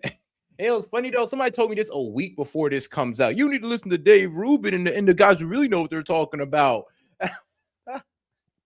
And now I'm thinking about it, bro. It makes it 20 times funnier. It's like, bro, this guy, like, well, a week later, somebody's telling me to go listen to Rubin. He knows what he's talking about. And then Rubin comes up here and gets destroyed by 24-year-olds. Like, dog. Oh my God, MAGA, bro. Y'all crashing out, man. Y'all crashing out. And I hate to see it. I really do. That's why I had to step out the vehicle. Been a fair fight. We decided to invite some of the breakout stars of what's been called the ruin of Rubin. This time they'll face a battle-hardened, uncensored contributor who often defends the indefensible and thinks he can do better. Joining me now is Will Chamberlain, Senior Counsel, Article 3 Project, and he'll be up against Jubilee contributors Mason, Evan Martinez, and Hunter Dunn. Well, welcome to all of you. Congratulations to the three members of the Jubilee panel. You're an awful lot better against Mr. Rubin than you fared against myself. So congratulations. Okay, Pierce. Right. Congratulations on improving your game. But yeah, the clips have gone viral. They are highly entertaining. You certainly skewered Mr. Rubin. Before we get to you guys, I mean, Will Chamberlain, you obviously saw it too and seen the clips. Why do you think you can fare better against these guys? Bro, Will? Oh, I mean, well, I'm pretty good at this thing. I don't know. No, you're not. I leave. No, the fuck you're not, Will. No, the hell you're not. You're just, if anything, you're probably just as bad. No, never mind. You're not just as bad. You're a little bit better. You sound more intelligent than Dave Rubin. But you still make some of the same dumbass arguments. So no, Will, you're not going to be any better, and they would grill you just the same. Shit, I would grill you just the same. Actually, I've spent a good time grilling your ass every time you stepped on Piers Morgan. Why? Because you make it so easy, bro. It's like, Will, you just make it so easy to grill how dumb you are and how ignorant you are when it comes to this topic of Iran. And he's a pretty smart dude. That's the funny part. I'm not going to sit there and doubt his intelligence. I just think he's just blinded by his bias for, well, the Trump administration. I think I'm probably better than David this, and I like Dave a lot, but I think I'm probably a little better than David this. Okay, well, let's what is it that you like about Dave, Will? I'm actually so curious. Like, what does he contribute to the right wing space? I mean, he's just a good dude. I mean, he's a good guy. I mean, I guess he's gay, so I guess it shows that we're not homophobic. But I mean, there's that, right? Is that a good thing? Is anybody buying that? Like, we can just start there. Like, Do you know what? He's not really Yeah. because I when I went to do Megyn Kelly's show in Miami and did Patrick Bet-David's podcast and went to his place in Fort Lauderdale, Dave Rubin asked me to go on his podcast, which involved going the wrong way out of Miami for an hour and then crisscrossing back to Patrick. And I said, you know what? I'll do it as a favor to a guy that's been on my show a lot. So I went and did all that. And literally about 3 months later, he's dumping all over me in public. And I was like, wow, you really are a duplicitous little shit. And Well, you live and I learn. can But only speak to my own the idea interactions. that Dave Rubin is So- a good guy, I'm afraid is not borne out by my experience. I thought he was Hold on. I want to vouch utterly for what Will's duplicitous. saying here. Huh? Yeah, I want to vouch for what Will's saying here. I think Dave Rubin has done some real good in the world. Him going on that debate did a lot for my personal political project and for the political project of the left as a whole. So I would personally want Dave to continue making public Well, appearances. hopefully you and guys debates. don't like me at the end of this very much then.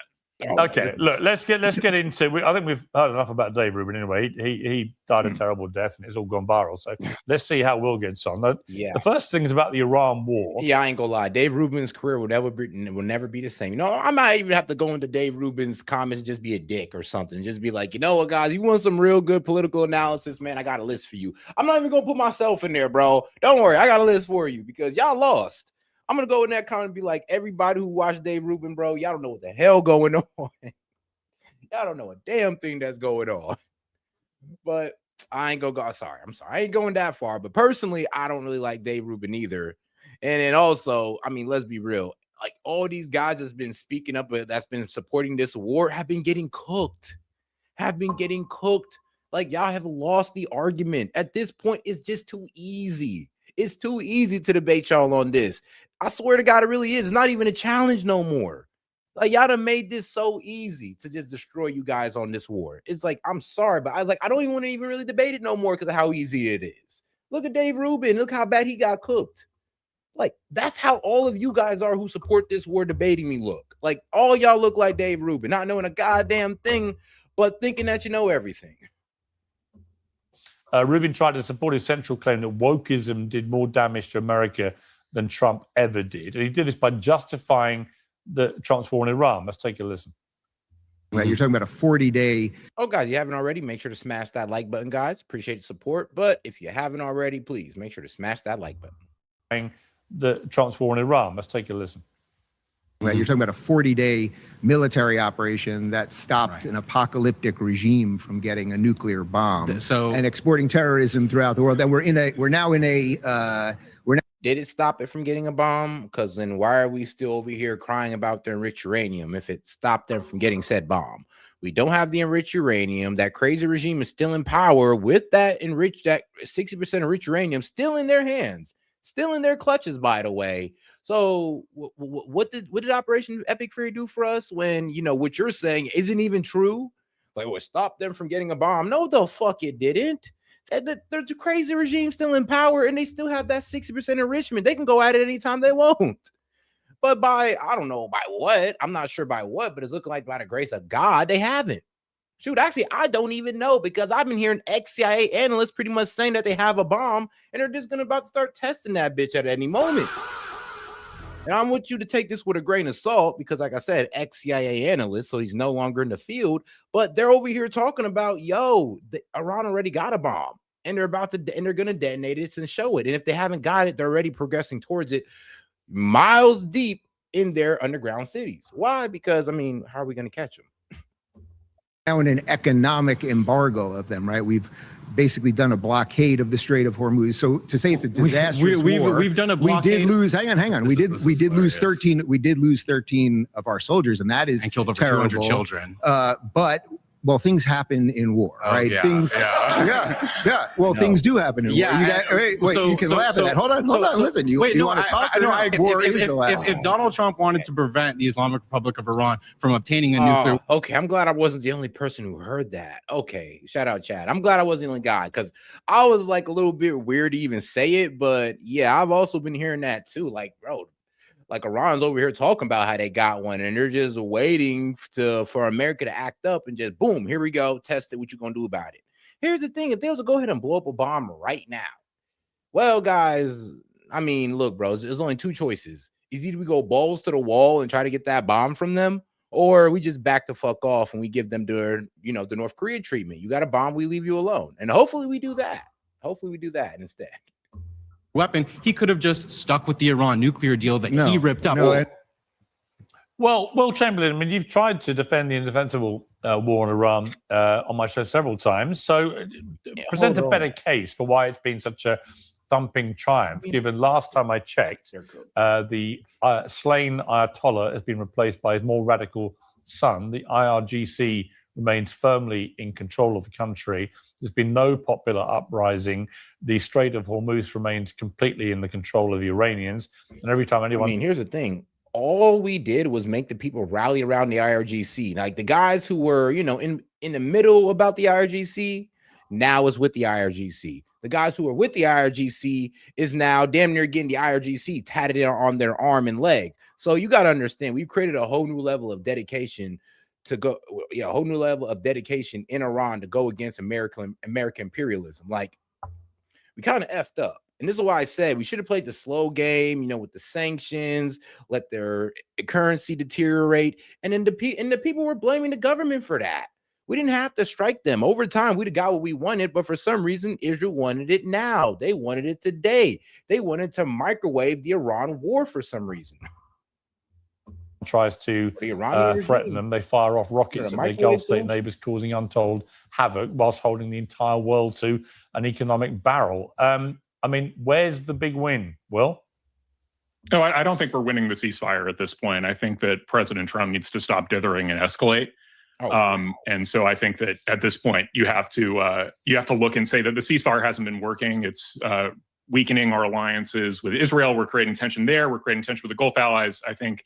And we're not achieving anything meaningful with the ceasefire. So I think it's time to escalate. But I want to answer the sort of 2 points you highlighted from that clip that seems sort of, I think, kind of bizarre and poorly founded. One argument was apparently that because 200 children died, that therefore the war is a disaster. Well, then if that's the metric we're using, why is it not a disaster that we didn't intervene and save the 40,000 people that were murdered by the Iranians prior to the war? And then, so wait, can I respond to that one? Because I mean, let's be real. Should we really get involved over a country, what they do to their own people? Not really. It's not the best idea to do so. And then also, we don't have proof that they killed 40,000 protesters. You guys have just been saying that to promote this war, to pretty much not even really sell fear, but to sell anger and outrage towards the Iranian regime. Like, oh, they killed 40,000 people. And here's the thing.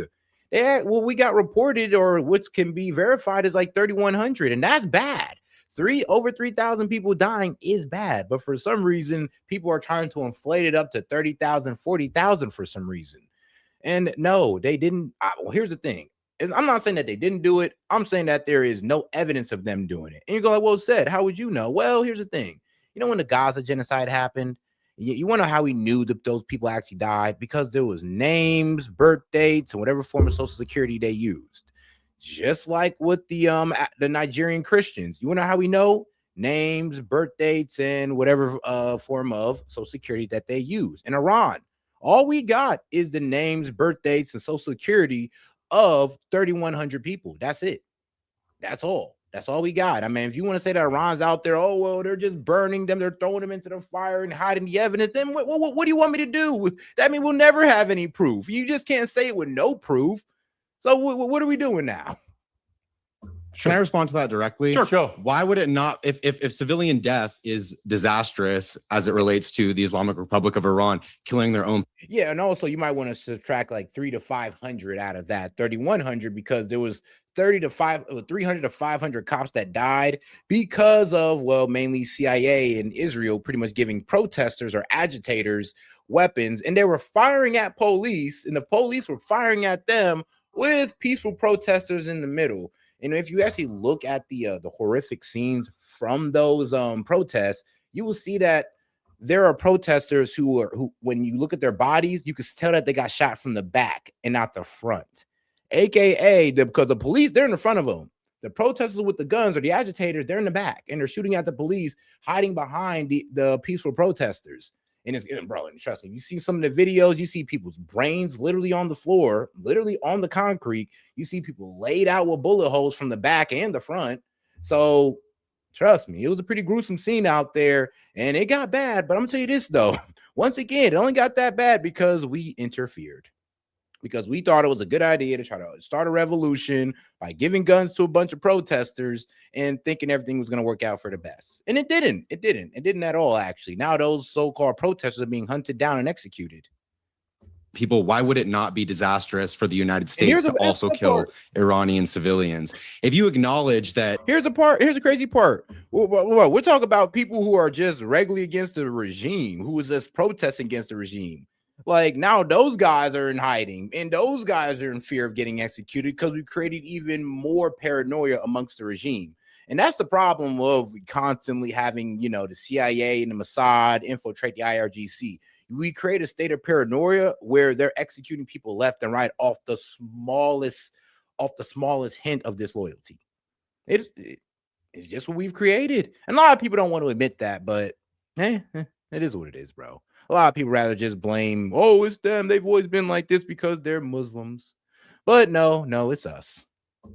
Civilian deaths. Well, then because we would theoretically be saving more because the collateral damage would be less than the number of people we'd be saving from being murdered by their own regime. Obviously. Except our military intervention has killed 1,700 Iranian civilians.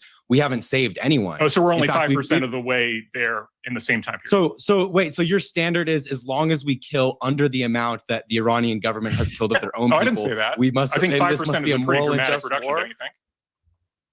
It's dramatically less, right? And that's also not. Well, actually, if we go to the real number, 1,000 compared to 3,000, that's not too far off, buddy.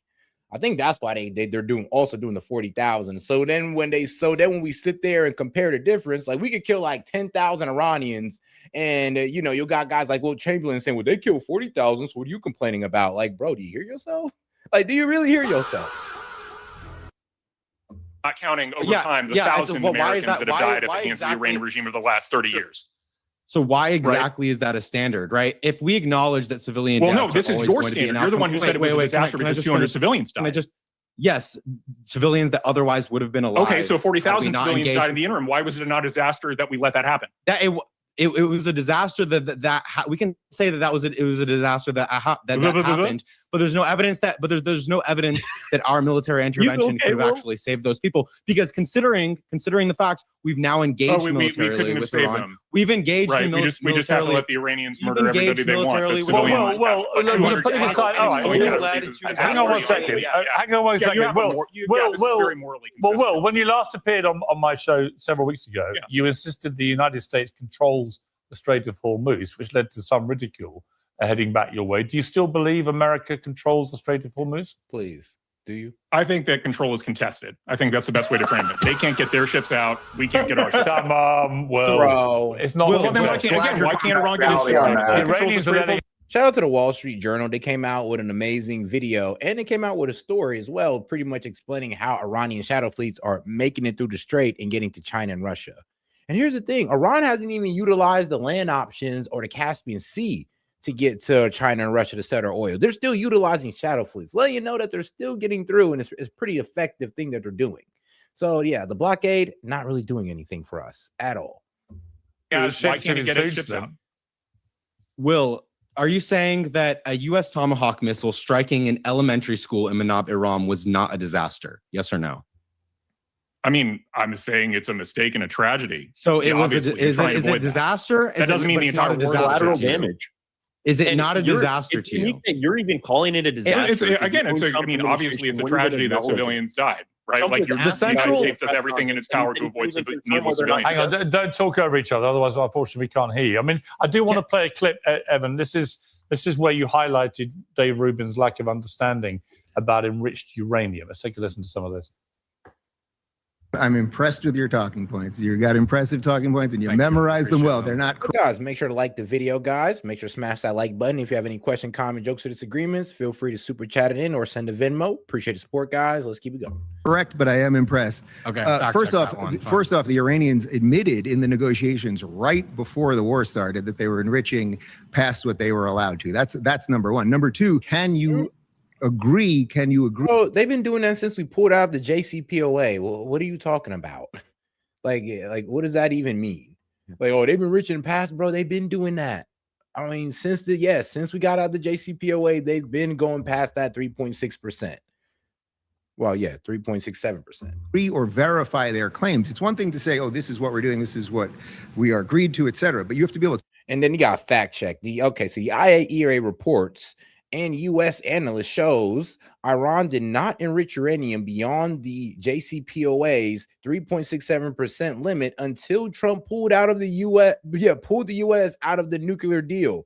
Iran started exceeding that cap in 2019 in response to the withdrawal. So yeah, and this is what happened in 2019. Well, in 2018 he withdrew. He put the sanctions back on him. In 2019, I believe he labeled the IRGC a terrorist group. And then in 2020, that's when he killed General Qasem Soleimani. Through those acts of aggression, that's what got Iran to, well, by 2021, 60% enrichment. Yeah. So to sit there, like I said, when these guys bring up like, oh, Iran can't have a nuclear weapon, or oh, well, they can't enrich and do this stuff, it's like, yeah, well, guess what? We had all that solved under President Obama with the JCPOA. If you'd have just stayed in that, we wouldn't be here today. And here's the thing, Iran was not breaking it, according to U.S. analysts and the IAEA reports. And I've been saying this for a while now. It's like there's no proof that Iran was breaking it. And the thing is, people be trying to bring to me like, oh, well, what about in 2009 with Mount Fordo and we had to discover that? Yeah, that was outside the JCPOA. That's why Obama was trying to rush them into a nuclear deal, because he's seen what they were doing. He's seen that they were making underground nuclear facilities, and he's like, all right, let's see if we can get an eye on that. So, and that's outside the JCPOA. So guess what? That means Iran has been a fair player, has been actually the responsible partner when it came to this deal with the JCPOA, and we were the ones being irresponsible. We pulled out and we never got back into a better deal. And I'm sorry, but now this makes Donald Trump look really bad, because it makes the JCPOA look like the golden document at this point. Like, bro, if we can just get that again, we'd be good. But now we might have to give these guys something a little bit better than the JCPOA. And I mean, better in Iran's favor. To verify that. And the idea that we have people on the ground or the UN or some third-party organization that can verify what they're actually doing. The IAEA assessments agree with me, and Tulsi Gabbard, our director of national intelligence, testified in front of Congress last year, and according to the entire intelligence community, Iran did not have a nuclear weapons program. Okay. That they didn't have a nuclear weapons program. They were enriching past the point that they were allowed to for civilian use. Everyone knows that. Yeah, but here's the thing though. A weapons program, aka you need 90% to actually have an actual nuke. So 90% enrichment, then you got to make the warhead and all that good stuff. And that's going to take a little time. And here's the thing. You're fear-mongering at 60% enrichment. Basically, they're hedging towards a nuke. They can either break it down or go all the way out to 90. But they do not have a weapons program. They would need a nuclear weapons program, and also 90% enriched uranium, or at least taking that 60% and enriching it right in front of our face, or doing it secretly into where we just catch them. Like, there you go. Like that, then we can sit there and say, oh, Iran bad. But sadly, we can't sit there and say Iran bad when we've kind of pushed them towards enrichment or further enriching that uranium. Like, we've pushed them towards this through constant acts of aggression. Like, let's just be real here. And the only way we've even got them to even give up their nuclear material or to water it down and to have some type of restraint on their enrichment was through the JCPOA. AKA, it seems like the Iranians respond more favorably to diplomacy instead of bombs. But hey. Most people were shaking their heads at that point. Well, I will bring the others in. Don't worry. So I think the central point that I made to Dave in that debate after I brought up the Iranian school children is that even if we just acknowledge, okay, civilian deaths happen in war, that's why war has to be a last resort. And if this war is about Iran obtaining a nuclear weapon, What preceded Iran getting to 60% enriched uranium? It was Donald Trump unilaterally withdrawing from the Iran nuclear deal You have a in time 2018. machine? Iran did Have you Iran invented a did time not machine? enrich. Excuse me. Iran did not enrich Have past you the invented a time machine? 3.67% Yes or no? agreed upon in the JCPOA. I'll finish my point and then you can speak. Iran did not enrich past the 3.67% agreed upon in the JCPOA until Donald Trump unilaterally withdrew from that deal.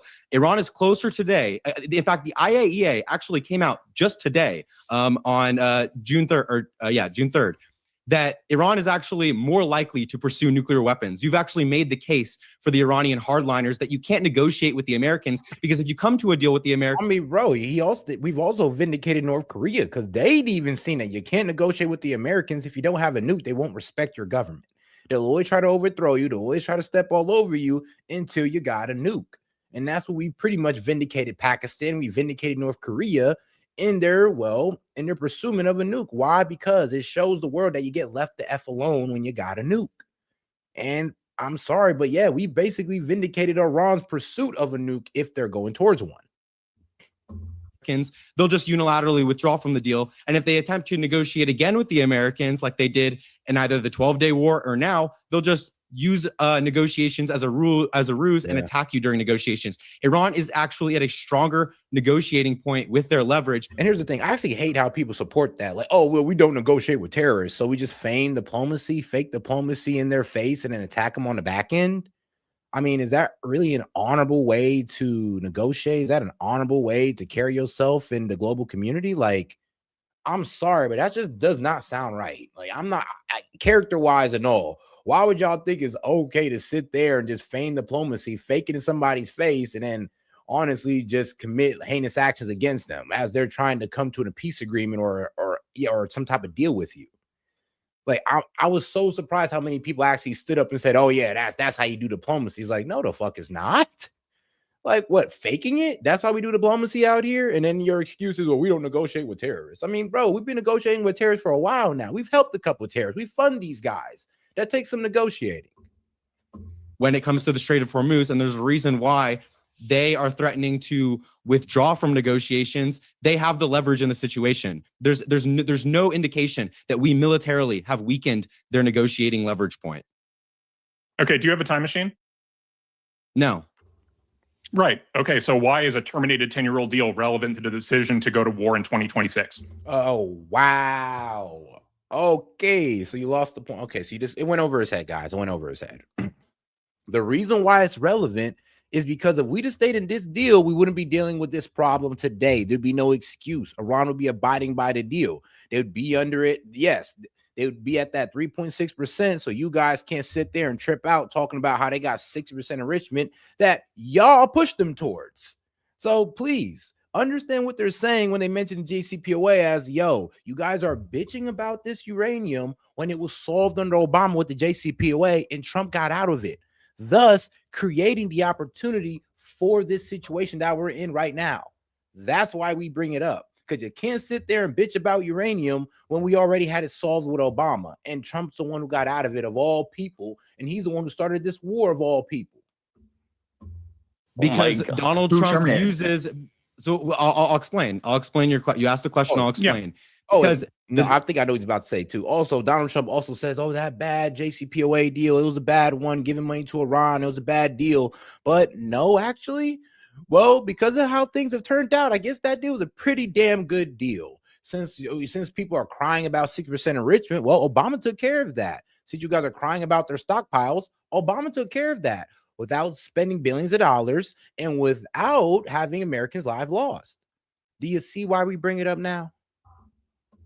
The administration uses the fact that Iran was enriching past the need for civilian use and up to 60% as one of the reasons cited as to indicate that they were pursuing a nuclear weapon. But they did not do that before Donald Trump unilaterally pulled out of that decision. So yeah, Donald but they Trump's are doing it now. decision, So should we just ignore it? Yeah, okay, but because of my Donald question, Trump's unilateral my decision question, to pull out of that deal.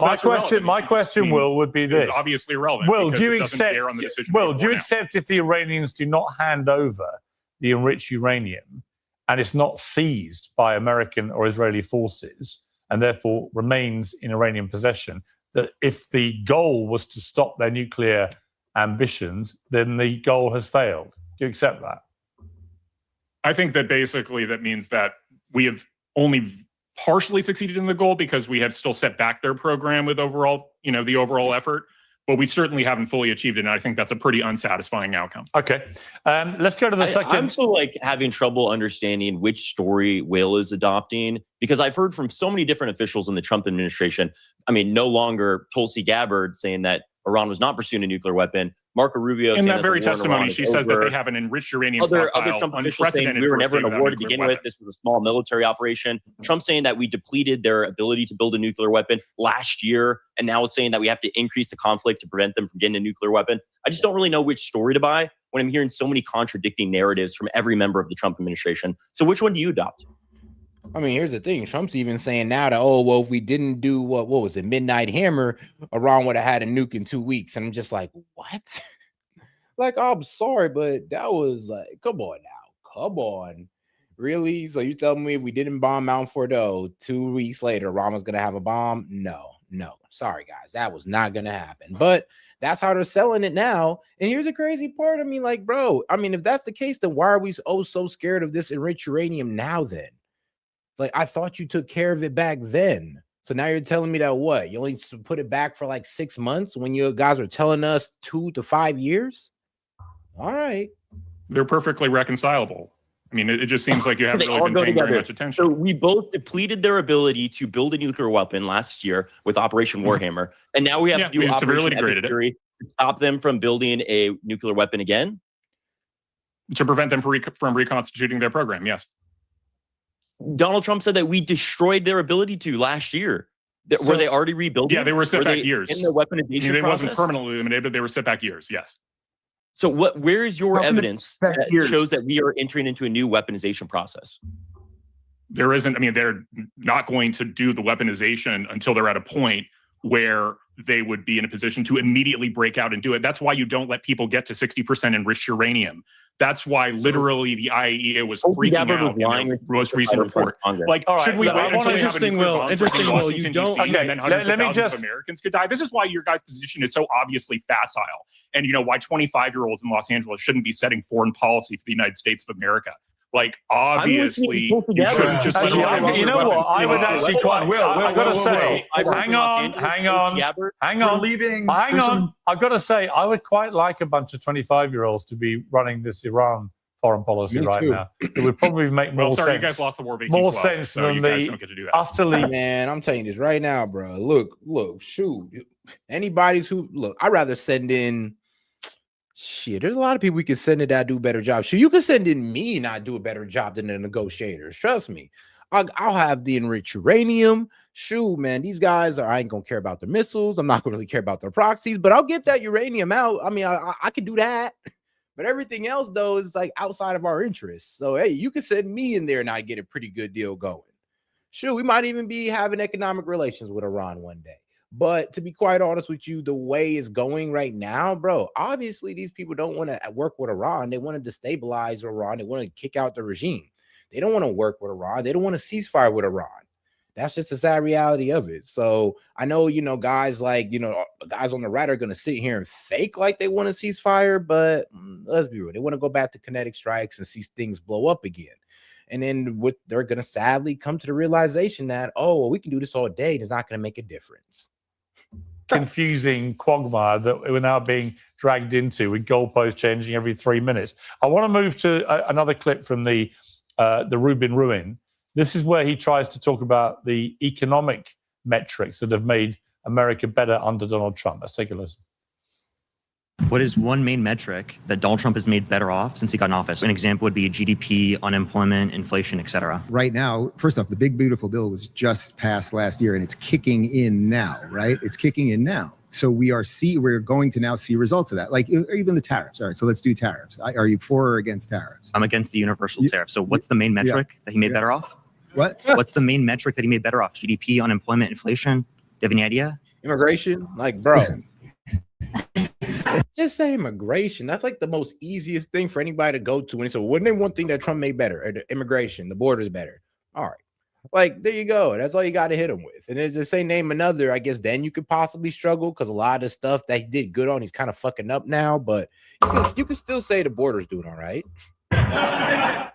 Hashtag orcs. I believe, Mason, you want to say something about that? Yeah, I mean, whatever Will's going to try to say is like this abstract idea that the economy is great. He's probably going to say like the stock market's at all-time highs, even though that's been increasing Stock regardless of market's the administration. abstract? What are you talking about?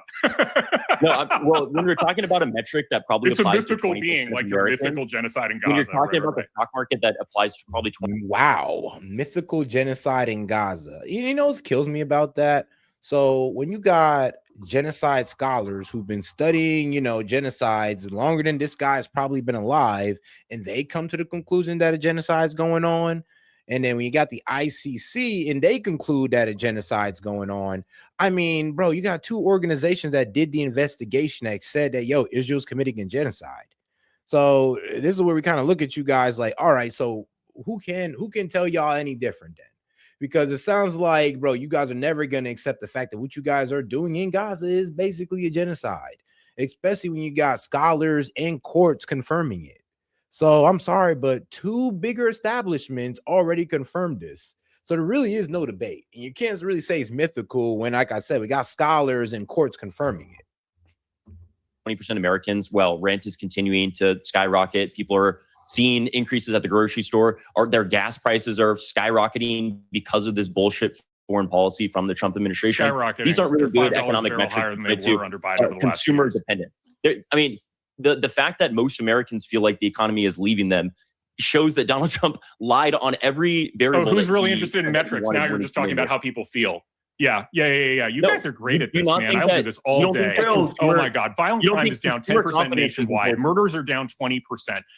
Crossings at the border are down 95%. It's one of, the stock market's up 20%. Immigration crime, the economy, the administration is killing it. In places where federal resources have surged, it's down 35%. Explain to me what policies Donald Trump implemented to get these metrics. Yeah, he imposed a massive new increase in federal resources surging to impose law and order. He ended the ridiculous woke nonsense at the FBI. Law and order are you talking surged about? Federal resources and put the National Guard on the ground in D.C. That made the whole city so funny how you guys talk safer. about law and order. Massively liberated energy production in the United States. Massive deregulatory. Well, let me ask you one question: Does the average American feel better off now? Will doesn't care. He said he doesn't give a shit about what Americans feel. I don't know, but we're talking about metrics. Donald Trump he said, I don't care if gas prices are going higher. What could you want to talk metrics? And then here's the thing, though. When you're talking about how Americans feel in this, they're talking about the affordability problems of Americans, not the crime, not the border.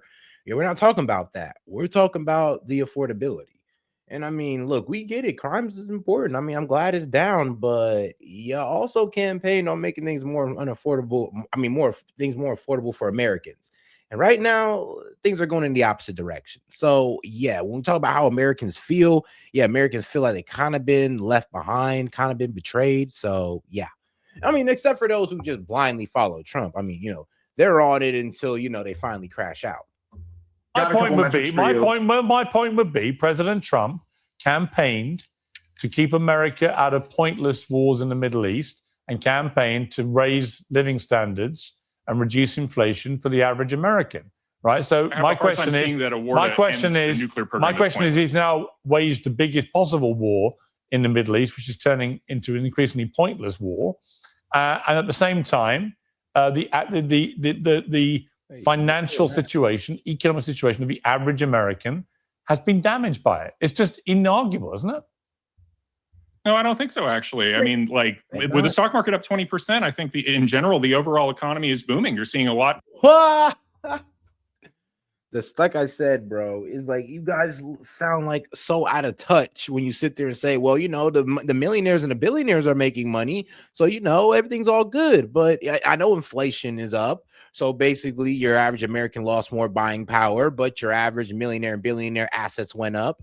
I know that's tough. And I know, wages aren't outpacing inflation. Actually, inflation is outpacing wages.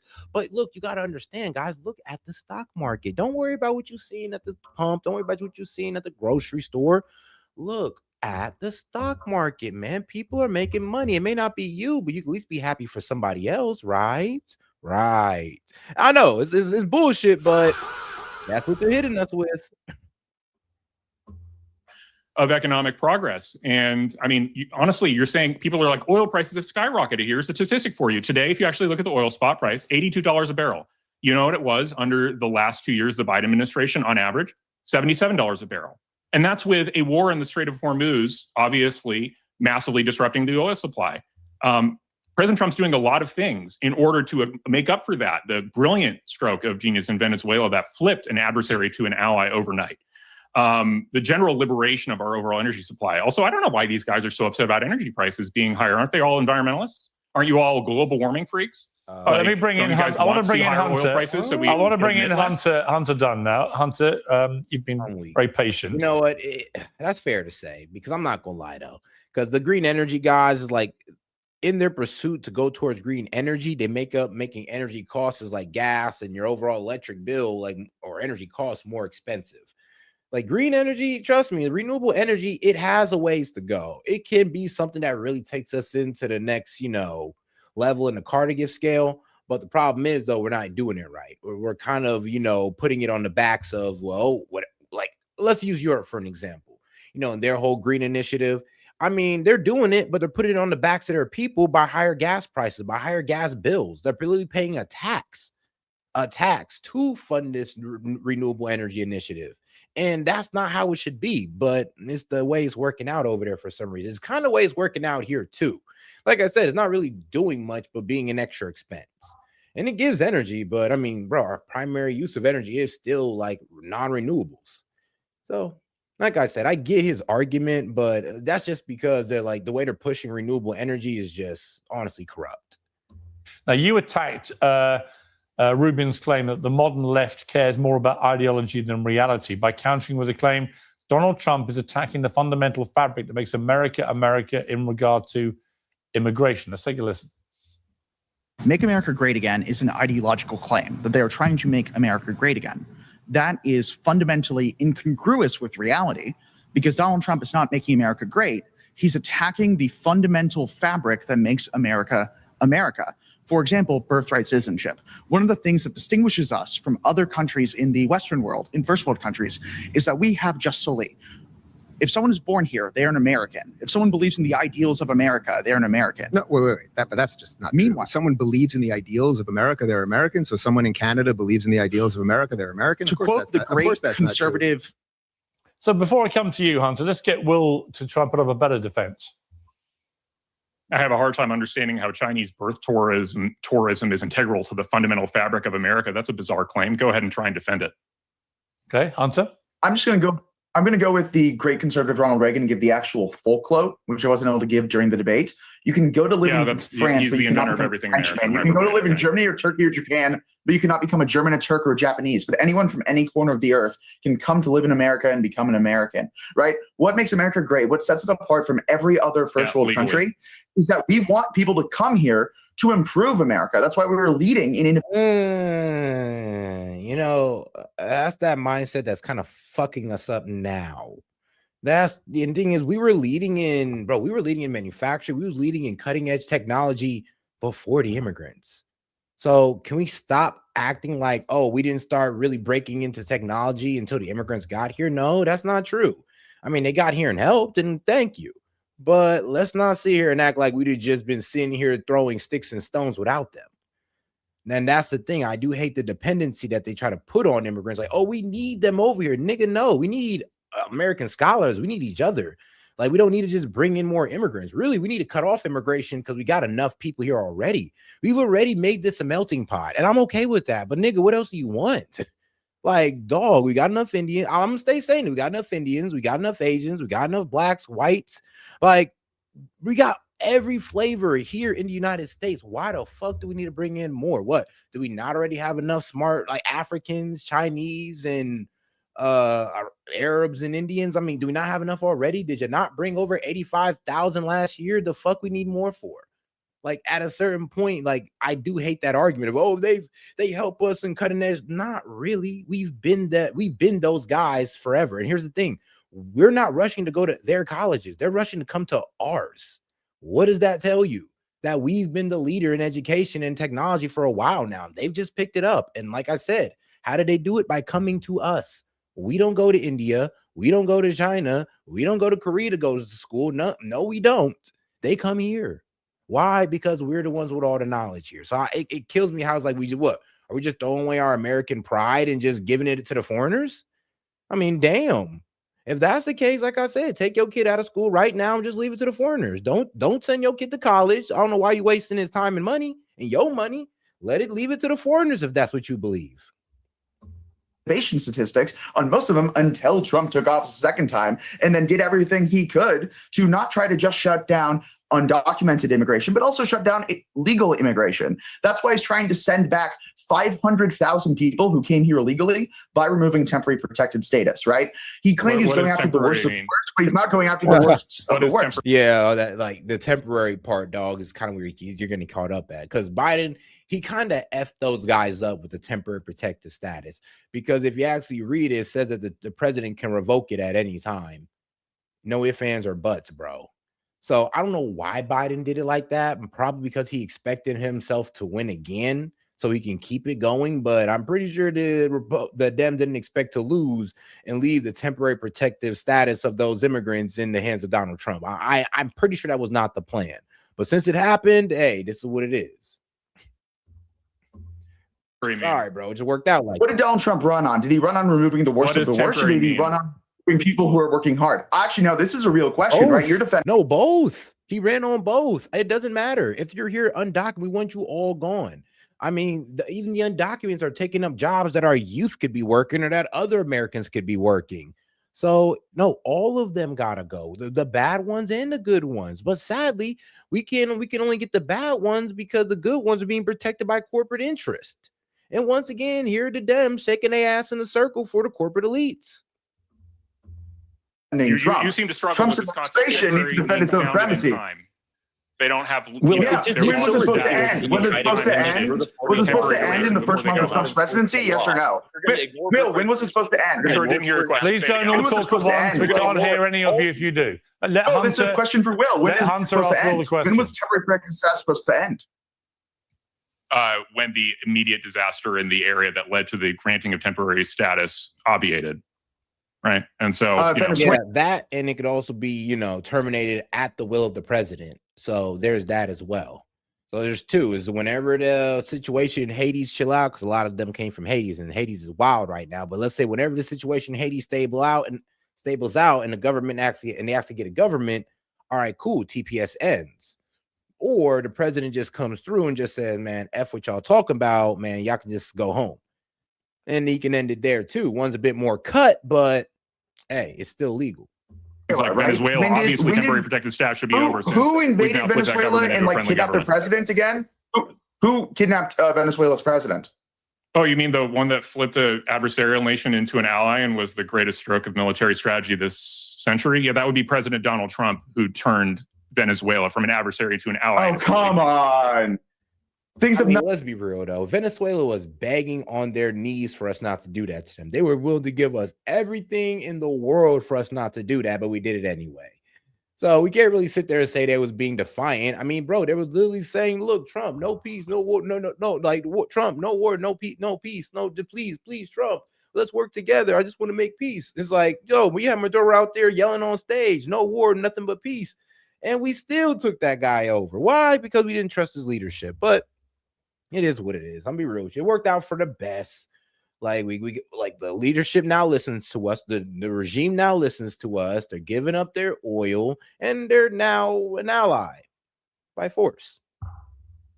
You guys seem to struggle with this one. I know he's like your friend. You were hoping for socialists to win in Venezuela because you're all a bunch of communists. But here on the patriotic side, Trump loves the authoritarian regime in Venezuela because they're his buddies, right? He loves the authoritarian regime in El Salvador that's beating up American citizens. He loved the guy he just deposed. What are you talking about? You've seen bad genocide in Gaza. He loves authoritarians. Genocide in Gaza. What did you take hallucinogenics before you came on tonight? It's 9 a.m. It's a little early down in Los Angeles, as far as I can tell. Genocide in Gaza. What are you talking about?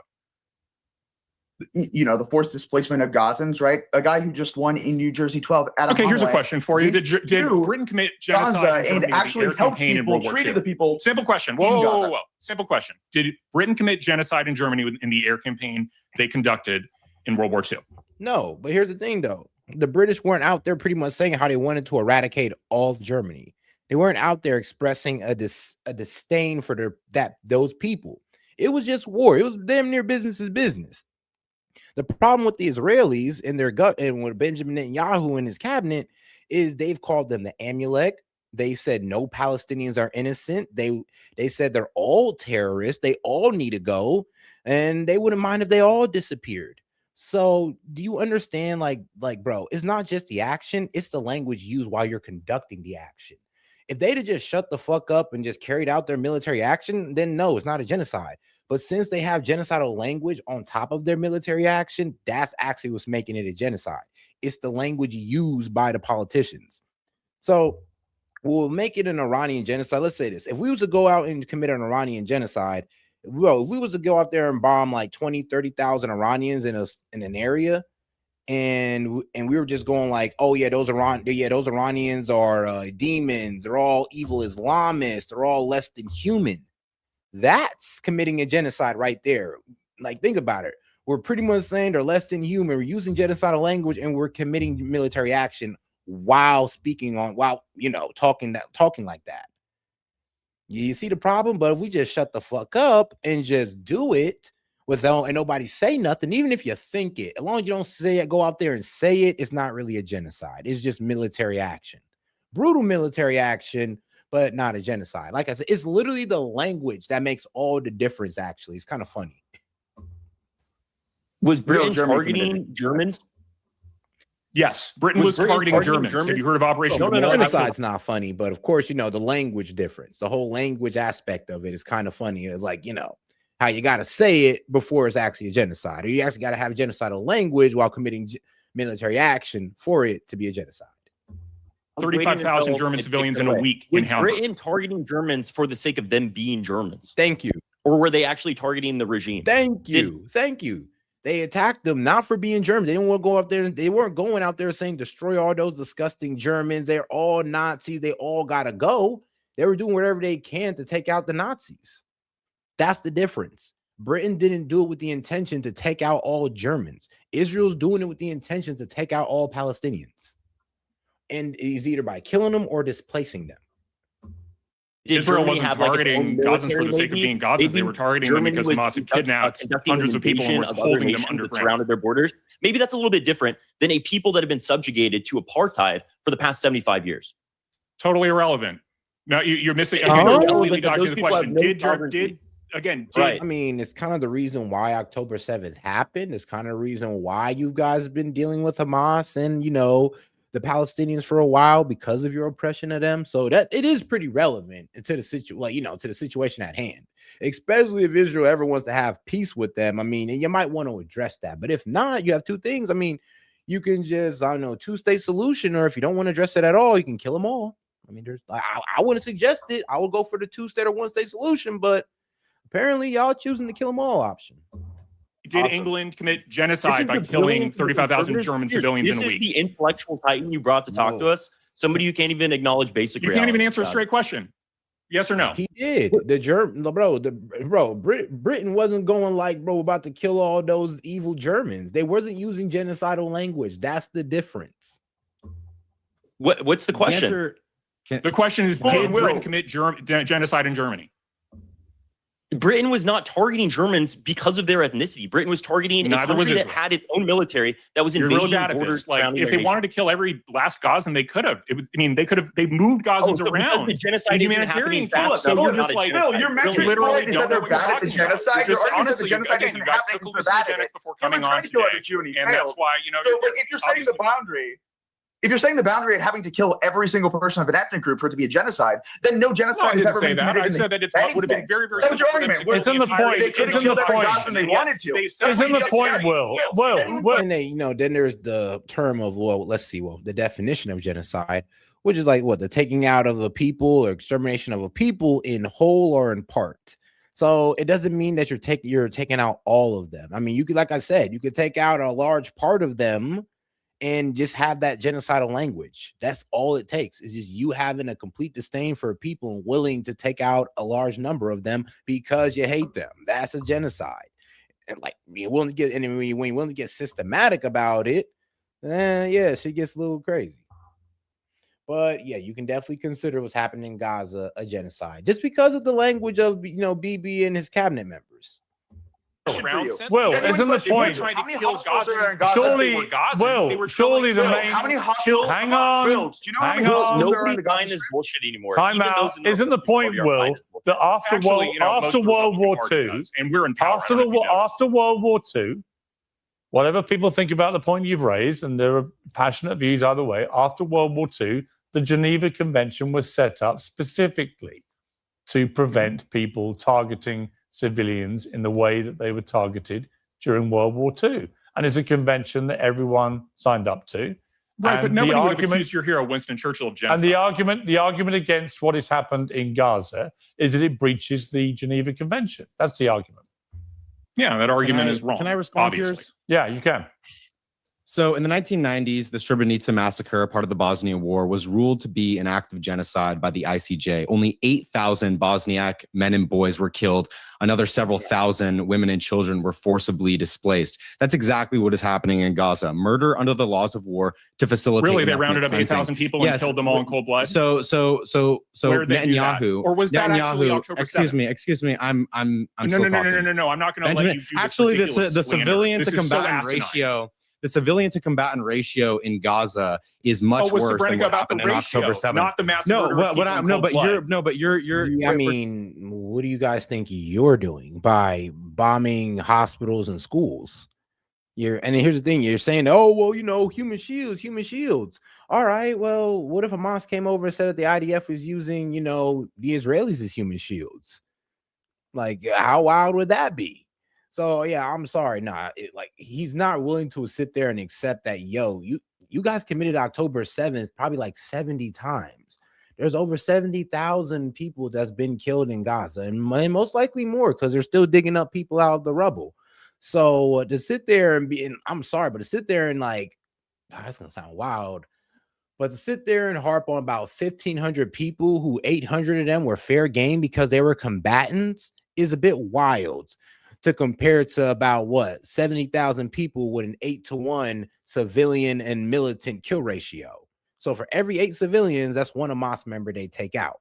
That's a problem. And y'all got 70,000 people that are actually more than that, but let's just say over 70,000 people that you guys have taken out and leveled 70% of Gaza. So really, was that really necessary? No, it wasn't. Just talking about blanket targeting of civilians. But let me explain. Benjamin Netanyahu last year in testimony. Bro, they bombed civilian tents. No Hamas, no nothing. They just were bombing where the Palestinians were living at since their homes were pretty much blown to bits in these little tents. And they would bomb those. So what's your excuse there?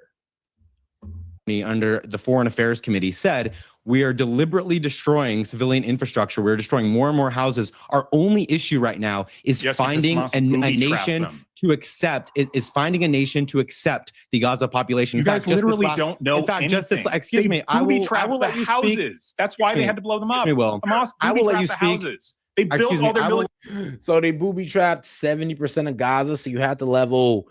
Because, businesses, civilian housing, civilian infrastructure, banks, all that was booby trapped by Hamas, bro. Really, bro? You believe that? Okay, all right. Let you speak as soon as you allow me. As soon as you allow me. The truth is that Israel has also destroyed about 75% of Gaza. Thank you. So the idea it was only targeting places where. Have you seen Berlin? But you can't bring everything back to World War II because what happened after World War II? The Geneva Conventions. We realized that a lot of atrocities was committed in World War II. That's why we did the Geneva Conventions. That's why came up with the concept of international war and war crimes, so this will never happen. So when you guys bring up World War II, that's even a bigger point to condemn you. Again, Will, the Geneva Convention, was set up to stop mass civilian deaths of this kind. Right, but they're calling this a genocide, which is harkening back to pre-Geneva Conventions and what Hitler did during I haven't World War called II. it a genocide, but I would say it constitutes. I would say it constitutes. I mean, yeah, the same way Hitler used genocidal language towards Jews. Yeah, I mean, Bibi's using genocidal language towards Arabs and Palestinians. Well, basically Arabs all together. Let me be real with you. He's across the board with it. But yeah, he was using genocidal language towards the Palestinians. Ben Gvir which is their foreign relation guy. Their finance minister was using genocidal language. So, and they're the ones committing this atrocity in Gaza. And like I said, even Pierce is saying like 75% of Gaza leveled. Like, bro, 75% of Gaza is not military targets. Like, what are you talking about? And like, you can't substantiate that. You can't prove that. Well, you can't prove it no more. You done leveled it. Right? Wait a minute. I would say it constitutes ethnic cleansing. Very hard to dispute. It's not ethnic cleansing. Well, I think when that's you absurd. hear Smotrich and Ben Gvir have been very clear. They want to get all the Palestinians out of Gaza and get them all out of the West Bank. That's ethnic cleansing. I mean, that's what Hamas is trying to do in reverse. I mean, bro, Israel's ethnically cleansing the Lebanese people right now. And they did it. And here's the thing. If you don't even want to say that, oh, they're committing a genocide, all right, cool. But at least you have to admit to ethnic cleansing. I'm sorry, but you got to at least admit to ethnic cleansing. Like, they're getting them up through. All right. So you, even if you don't want to admit to a genocide, you at least got to be reasonable and admit that they're ethnically cleansing them. And what? First off, they're not Netanyahu. They're trying not to in do charge it of the government. I do think Hamas is genocidal. Hold on. Is Hamas funded by the one of the US lead military? ministers in the Israeli government said about Palestinians, Hamas is those are genocidal. animals. They have no right to exist. I'm not debating the way it will happen, but they need to be exterminated. Where the hell did he get that And then from? they Joseph weren't, Goebbels because diary? cooler heads He said that they have no right to exist, that they are animals. Said about All right, let me ask a question. He's advocating for the mass slaughter of Palestinians. All right, let me ask you a question. That is a And then it leader didn't happen. in the Israeli Let me government. ask a question Iranians of- said that about U.S. citizens. We Let me invade ask them a question. immediately Let me ask a question of Will to round up things with him. Then I'm going to ask the other three guys a question about Will. So, Polymarket say the likelihood of any peace deal being signed before the end of July is now at 38%, the lowest it's been in weeks, which suggests there's no sign of it ending soon. At what point do you start getting a bit twitchy, Will, about the way this is all going? Oh, I would say I'm already twitchy now. They shot at the Kuwaiti International Airport yesterday evening, which is, Iran's a terror state, guys. Like, this is, basically a terrorist organization in charge of a sovereign government. I think that Trump has been negotiating for far too long, and it's time to escalate. We shouldn't just let our allies have their civilian airports get struck by missiles. Okay, let me ask the three guys one by one. I'll start with you, Evan. Do you think he's done a better job than Rubin? All right, guys, let's go ahead and move on to the next video. I did want to finish up this Mehdi Hassan and PBD, so let's see if we can. I got about good 40 minutes left, maybe. Okay, never mind. Probably like 20. Never mind. I'm imagining things, imagining more time. But all right, guys, let's get into it. How many names? Results 19. Go to the next one, Rob. George Floyd, 6397. There is no incentive to tell this story because it doesn't go with the narrative. So I disagree with you. I grew up in the UK. Right-wing media has been telling these stories all my life. All I've seen is black people and Muslim people on the front pages. Have you looked at the front pages of the Daily Mail, the Daily Express? What do you mean the UK is being destroyed? Do you think UK is doing good? Yeah, no, but not for the reasons you think. Why do you think UK is not doing good? I think economically it's doing very badly. It had very bad leadership for the last 15 years. The conservative government. They don't utilize their resources. That's one. 2010, did an austerity program after the financial crisis. You put basically on Cameron. destroyed. Cameron is David Cameron and George Osborne did an austerity program that basically gutted the British state, gutted our competitiveness, didn't cut the deficits, actually ruined our fiscal credibility, downgraded our credit rating, destroyed our growth over the course of a decade, undermined our health service. You put anything tied to immigration to that? No. None. Immigration's been a boost for the British economy. In fact, cutting immigration is bad. Look at Brexit. Brexit's been a disaster for the British economy. Do you know how many people in Britain want to rejoin the EU? A majority. Like I said, it's a boost for, corporations, but I'm pretty sure those low-key undermined a lot of British citizens. So that's the problem there. It's like they kind of just say, well, F the people that it undermined it and look at the productivity of the corporate elites now there and look at the profitability now that they're able to pay people less and get people to do the same job. that it would have a citizen doing, a natural born citizen. Pull that up. The majority of Britons want to go back into the EU. Why do you think that is? Why do you think that is, Pat? Do you think? Why do you think Britons want to go back into the EU? You just said Britain's being destroyed. No, but I'm have saying you they looked want to at the, rejoin have the you looked at EU. the crime numbers? What's going on in UK? Crime is very low. Have you looked at crime what's is going on? very low, Patrick. So let me ask you. Do you know what the crime rate in London is?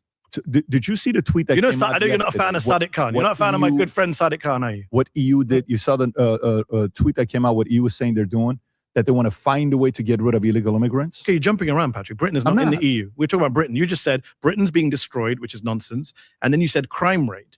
Have you looked at the London crime rates? Last year, London had its lowest per capita murder rate since records began, had the lowest volume of homicides for 30 years under Sadiq Khan, third-term mayor, who people in America, Elon Musk, Donald Trump, get very worked up about. I don't know if you guys get worked up about him. Been a very successful mayor, and crime has come down by record numbers. Violent crime and murder. When you're looking at EU, do you know which country in EU has the lowest rape rate? We're talking about the UK, Patrick. Stay with UK. Stay with the UK is not in the EU anymore, sadly. EU to me, I'll put them somewhat together in the Even same though area. They left 10 years ago. By the way, so you're saying... Hold on, let me skip ahead a little bit. I think I covered this one already. Let's do... let's see if we get to it. Come on. When you look at this, let me show you this. Rob, can you pull this up? When it comes down to, let me see which one I got here. I love Rob bringing up these. No, I love he brings this up. I know you like numbers. No, I love it. I love being proved right as well. It's per capita. Good for my ego. No. Per capita. Per capita. When you look at the countries, Rob, I think you got it. Gulf states, how they perform per capita versus some of the other Muslim nations. Okay. Look at this one here. Because they got oil and gas. You think it's only oil and gas that's causing them? You don't think? Did you know what these countries were like? Let me ask you a question. Okay, I went off on this yesterday. Okay. Let me go ahead and move ahead because I remember I went off on this and I'm like, bro, how are you literally going to compare countries that aren't war torn, that we haven't bombed, that we worked with, to countries that we've completely decimated economically and infrastructure wise? Like, how do you even try to make that comparison? But look, you guys can go. I'm about to upload the clips on it later on today. You guys will go ahead and see my take on that later on. If not, just go ahead and watch the last stream. Say that. That's not my definition. But here's where I'm going with this. In the last couple of years since you've been private, how many opportunities have you had to do deals with people? Many. When you're on the call, do you know their motives? No. Their motives are typically beneficial to who? Themselves. Is that something that you and I would be surprised with? No. Why are you here today? Why do I have you on today? It's going to be a good show for us. Why are you on here today? You don't live down the street. You came. There's a motive. Yes. Both of us have a motive, so both of us are winning from this exchange that we have. Okay. Understood. In that sense, the way they negotiate, then it goes to who's the better negotiator. Then it goes. All right. I ain't gonna lie. Actually, I do want to cover this instead. Launched a series of devastating attacks on Gulf countries. Iran is targeting U.S. bases in multiple countries, Kuwait, Bahrain, and Iraq, following U.S. attacks on Qasem Island. By the way, Iran said that they were going to retaliate last week, and they did. But according to U.S. CENTCOM, says that every Iranian missile was stopped in its tracks. In other words, shot down. And then daylight hit, and suddenly, shocker, CENTCOM was lying to us. Iranian missiles struck targets all over the region, and video are now emerging as a result of that. Here's Kuwait. That's the Kuwait International Airport. And there are some daylight photos that have also emerged as well, which you can see. And so then once we get satellite imagery, according to Egypt's Intel Observer, fresh satellite imagery confirms the destruction of drone aircraft shelters located within the airbase in Kuwait following this Iranian missile strike. So CENTCOM stopped all of the missiles? I told you it's impossible. We don't got enough Patriot missiles, and they can just overwhelm our missile defense systems and then get whatever amount of missiles they want through. But here's the thing: Iran got enough missiles to fire off like that. That's the problem. That's why one of the main things we did need to take care of was their missile capabilities or their missile launch pads. Because as you see, they're still able to overwhelm our missile defense system, or at least our allies' missile defense systems. Okay. According to Max Blumenthal, a friend of the show over the Gray Zone, said Iran is targeting these bases. Iran seems to have recognized that deterrence can only be established by forcing the U.S. regime, the mafia co-opted by Greater Israel, to recognize every terrorist action has a cost. Meanwhile, we are seeing obviously a worsening economy in the United States, and you can draw a direct line between the start of the Iranian war and rising interest rates, rising gas prices, rising food costs all across the United States. According to a new study this morning, new data this morning, most voters believe the U.S. economy has gotten worse since last year, but they're divided over which party can do a better job of handling it. Here's a little insight. They're both in on this together. They both love war. Both of these parties are massively corrupt, and they both, of course, want this war, and they'll do whatever they can to support the military-industrial complex. Professor Robert Pape is back with us, author of The Escalation Trap, and what he writes about, of course, on his Substack is exactly what we're seeing here. So, Professor, maybe you can analyze for us where we sit right now. Iran seems to be done with any sort of negotiations at this point. They're not playing, according to sources in Iran. And here's the thing. The only reason why we can't get Iran to stop right now or get a ceasefire out of them is because of what Israel's doing in Lebanon. And the Hezbollah has pretty much rejected the ceasefire because Israel's pretty much saying, well, the only way we're going to get a ceasefire out of the only way we're going to get a ceasefire out of the Israelis is by pretty much allowing them to keep parts of southern Lebanon. And of course, Hezbollah is like, yo, you guys are tripping. But hey, let's see how things progress. We're not playing this tit for tat anymore, and we're going to carry out these attacks on our own terms. We're not waiting for Trump to come back and forth, back and forth, back and forth. We're done. What do you make of that? What I think is that Iran recognizes that the more the war has gone on, the more leverage is going to its side, and it's playing that hand as strongly as I think we could imagine. It's not succumbing, it's not buckling. This idea that because of X, Y, or Z economic costs on the Iranian economy because of the blockade, the whole house of cards is coming unglued, and the regime is about to topple and be coerced. There's no signs of this, and there's no reason to think that that's going to happen. And in fact, what's happening is we're underestimating how much more this is going to escalate. You're run into this. To the segment here really covers the core issues here. We are essentially now in the last few weeks been bombing while negotiating. So the last night was not the first set of tit for tat attacks. This has been going on for a while. Both sides have been doing what I call demonstration attacks here. These are kind of attacks to show resolve that they're not going to be cowed or moved in the negotiations. They also want to sort of send a little demonstration to their other audiences, domestic and international, that they're not buckling. But now what you see is that they're escalating. It's really, I think, quite sad and counterproductive for CENTCOM to be putting out essentially victory rhetoric when this is going to be easily discovered here. And you just showed it within hours. You're able to show that was not the case. Yeah, that is true. And I had some doubts what CENTCOM was saying. They said, all right, Iranians released a whole bunch of missiles. We was able to intercept them all. None made it through. And now all of a sudden you got pictures all over the Middle East pretty much confirming that actually they did.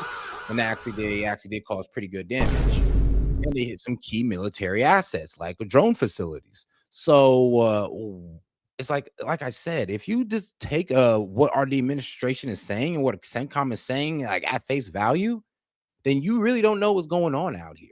That's why I say you gotta look at different forms of media, listen to different people, because and you see me, I listen to Fox News, CNN, and independent media. And there's always going to be some I would say conflicting stories. I know it's going to be crazy. I'm pretty sure CNN is going to come out and pretty much say that, yeah, actually those missiles made it through because, they have invested interest in making Trump look bad all through this war. And nothing's going to make Trump look worse right now than pretty much the fact that we can't defend our allies. I'm be real with you. Nothing is going to make it look more worse on Trump than putting out the fact that we cannot defend our allies and the fact that Iran is just putting it in our face.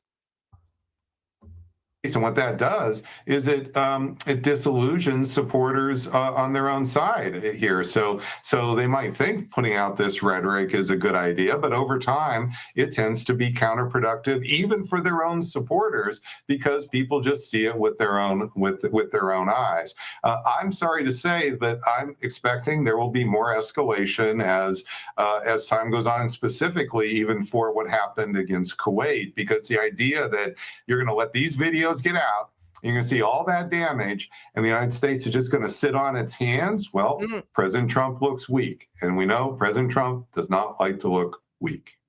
Right. This was my thought too. Isn't there a consequence to putting out lies like this? You can just say, nope, no, that didn't happen. Absolutely not. Some people will buy it and be like, oh, okay, that's the official government line. But the rest of them will just start to realize they're lying, and they keep lying. And is there any consequence for them to be lying to us with our own money that they're operating? I just can't get over it. Yes, it builds it. This is one of the problems we had in Vietnam here. It's a little bit like a bubble in the stock market where it seems as if you can go for quite some time. But the problem is you have basically people are just kind of mouthing the words of support, knowing that there's a hollowness to it, and what that does is it builds up over time. And this is what we've seen in other conflicts, and it really then helps, it creates a moment of bursting of balloons. So the danger here is not so much that President Trump will go down in the approval ratings like on a day-by-day basis. So if you're looking for, oh, we're going to track this in the White House, or how is this rhetoric tracking for President Trump on a day-by-day basis? The bigger problem is, and we saw this in Vietnam when the bad guys, the Viet Cong, did this offensive called the Tet Offensive, is they did something more spectacular, which put a lie to the Pentagon's PR, and that created a bursting of a balloon moment at a certain point in the war, and that is when you couldn't stop. It was like a bursting of a dam. So that's more the risk here. And that's maybe why they don't quite see it, because they're probably tracking his PR teams. That's the White House communications are probably tracking his support on all these polls day by day by day. But what they probably can't see coming is the balloon that could possibly burst. What does this escalation look like financially for the American people, and then, of course, militarily for the United States military? We saw, of course, over the past few days, there seems to be pretty high tensions between President Trump and Benjamin Netanyahu. That phone call leaked, maybe intentionally. It seems probably intentionally, to show that I called him crazy. I called Netanyahu crazy. What the hell are you doing in Lebanon? You'd be in jail if it wasn't for me. And then people thought maybe this phone call was fake. Then Trump confirmed it in an interview to the New York Post. Yes, I did say those things. So this seems like it was intentional to get out there. Well, yeah, I don't know. Well, first of all, a lot of what President Trump says, he's not hiding. He tells you a lot of what he thinks. So the second thing I would say is that I think this is pretty strong evidence. He knows he's in an escalation trap. He's doing his best to wiggle out of the trap. He's doing everything. I think he's trying to do it quickly, which is a problem, because I don't think that's possible. But nonetheless, that's what he's trying to do. And Netanyahu is just getting in his way. And Netanyahu is the one who suckered him into this in the first place. He probably, this was not a good thing to have done. He keeps saying it is, but I think realize it's not. And so Netanyahu was a big part of the reason he did it. So no wonder he's blowing up at Netanyahu. Yeah, because he's trying to find a way out of this. He sees there's no good results, and he sees that Bibi's not letting him out. He's like, bro, you're fucking crazy. This is why nobody likes you, and I really don't like you. But because you dragged me into this war, I'm getting no good results out of it, and you're the one who sold me on the fact that we should have, that there's going to be good results, that we can take him out in like 4 days to 2 weeks. So yeah, I could see Trump being pretty livid with Bibi at this point. Now people are trying to say, oh, it's fake, it's a lie, but you know what? I would say I'm like 70-30. 70% I believe it, 30% I don't. And why I'm there, because, well, if you just think about human psychology and how frustrated people could be. You see how frustrated he is in the media about the topic. I mean, imagine how he is in private, like where he doesn't have to contain himself. All right. And so you've been reporting. Well, actually, I do got to close it down on this one, guys. I appreciate you guys for tuning in. Make sure to smash that like button on your way out, and to go ahead and subscribe to the channel if you haven't already. And if you could do me a favor, make sure to follow me on Kick and Rumble. Appreciate the support on that one as well, guys. If you haven't already, make sure to do so. And this is S.E.T with S.E.T Media, guys, and I'll catch you guys on the next one, man. Appreciate you guys for tuning in. Peace. Noah! Larry, what the hell are you doing? Larry! Larry, you can't just... Larry! Oh, are you all right? How did... Larry!